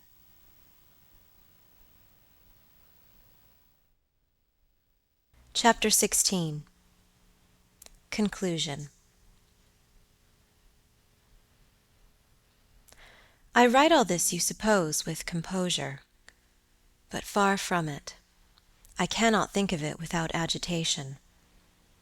Nothing but your earnest desire, so repeatedly expressed, could have induced me to sit down to a task that has unstrung my nerves for months to come, and re-induced a shadow of the unspeakable horror which years after my deliverance continued to make my days and nights dreadful, and solitude insupportably terrific. Let me add a word or two about that quaint Baron Vordenburg, to whose curious lore we were indebted for the discovery of the Countess Mircalla's grave. He had taken up his abode in Gratz, where, living upon a mere pittance, which was all that remained to him of the once princely estates of his family in Upper Styria, he devoted himself to the minute and laborious investigation of the marvelously authenticated tradition of vampirism. He had at his fingers' ends all the great and little works upon the subject. Magia Postuma, Phlegon de Mirabilibus, Augustinus de Cura pro Mortuis, Philosophicae et Christianae Cogitationes de Vampiris, by John Christopher Herenberg, and 1,000 others, among which I remember only a few of those which he lent to my father. He had a voluminous digest of all the judicial cases, from which he had extracted a system of principles that appear to govern, some always and others occasionally only, the condition of the vampire. I may mention, in passing, that the deadly pallor attributed to that sort of revenants is a mere melodramatic fiction. They present in the grave, and when they show themselves in human society, the appearance of healthy life. When disclosed to light in their coffins, they exhibit all the symptoms that are enumerated as those which proved the vampire life of the long-dead Countess Karnstein. How they escape from their graves, and return to them for certain hours every day, without displacing the clay or leaving any trace of disturbance in the state of the coffin or the cerements, has always been admitted to be utterly inexplicable. The amphibious existence of the vampire is sustained by daily renewed slumber in the grave. Its horrible lust for living blood supplies the vigor of its waking existence. The vampire is prone to be fascinated with an engrossing vehemence, resembling the passion of love, by particular persons. In pursuit of these, it will exercise inexhaustible patience and stratagem, for access to a particular object may be obstructed in 100 ways. It will never desist until it has satiated its passion, and drained the very life of its coveted victim. But it will, in these cases, husband and protract its murderous enjoyment with the refinement of an epicure, and heighten it by the gradual approaches of an artful courtship. In these cases, it seems to yearn for something like sympathy and consent. In ordinary ones it goes direct to its object, overpowers with violence, and strangles and exhausts, often at a single feast. The vampire is, apparently, subject in certain situations to special conditions. In the particular instance of which I have given you a relation, Mircalla seemed to be limited to a name which, if not her real one, should at least reproduce, without the omission or addition of a single letter, those, as we say anagrammatically, which compose it. Carmilla did this. So did Millarca. My father related to the Baron Vordenburg, who remained with us for 2 or 3 weeks after the expulsion of Carmilla, the story about the Moravian nobleman and the vampire at Karnstein churchyard, and then he asked the Baron how he had discovered the exact position of the long-concealed tomb of the Countess Mircalla. The Baron's grotesque features puckered up into a mysterious smile. He looked down, still smiling on his worn spectacle case, and fumbled with it. Then, looking up, he said, "I have many journals, and other papers, written by that remarkable man. The most curious among them is one treating of the visit of which you speak, to Karnstein. The tradition, of course, discolors and distorts a little. He might have been termed a Moravian nobleman, for he had changed his abode to that territory, and was, besides, a noble. But he was, in truth, a native of Upper Styria. It is enough to say that in very early youth he had been a passionate and favored lover of the beautiful Mircalla, Countess Karnstein. Her early death plunged him into inconsolable grief. It is the nature of vampires to increase and multiply, but according to an ascertained and ghostly law. Assume at starting a territory perfectly free from that pest. How does it begin, and how does it multiply itself? I will tell you. A person, more or less wicked, puts an end to himself. A suicide, under certain circumstances, becomes a vampire. That spectre visits living people in their slumbers. They die, and, almost invariably, in the grave develop into vampires. This happened in the case of the beautiful Mircalla, who was haunted by one of those demons. My ancestor, Vordenburg, whose title I still bear, soon discovered this, and in the course of the studies to which he devoted himself, learned a great deal more. Among other things, he concluded that suspicion of vampirism would probably fall, sooner or later, upon the dead countess, who in life had been his idol. He conceived a horror, be she what she might, of her remains being profaned by the outrage of a posthumous execution. He has left a curious paper to prove that the vampire, on its expulsion from its amphibious existence, is projected into a far more horrible life, and he resolved to save his once-beloved Mircalla from this. He adopted the stratagem of a journey here, a pretended removal of her remains, and a real obliteration of her monument. When age had stolen upon him, and from the veil of years, he looked back on the scenes he was leaving, he considered, in a different spirit, what he had done, and a horror took possession of him.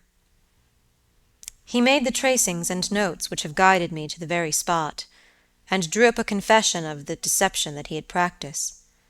If he had intended any further action in this matter, death prevented him, and the hand of a remote descendant has, too late for many, directed the pursuit to the lair of the beast. We talked a little more, and among other things he said was this: one sign of the vampire is the power of the hand. The slender hand of Mircalla closed like a vice of steel on the general's wrist when he raised the hatchet to strike. But its power is not confined to its grasp. It leaves a numbness in the limb it seizes, which is slowly, if ever, recovered from.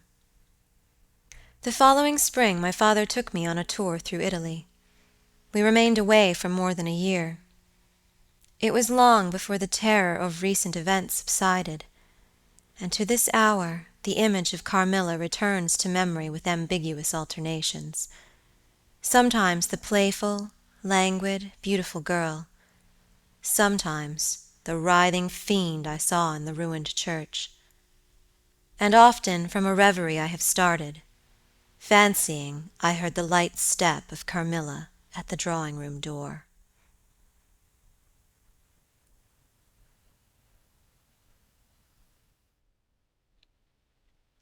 End of Carmilla by J. Sheridan Le Fanu.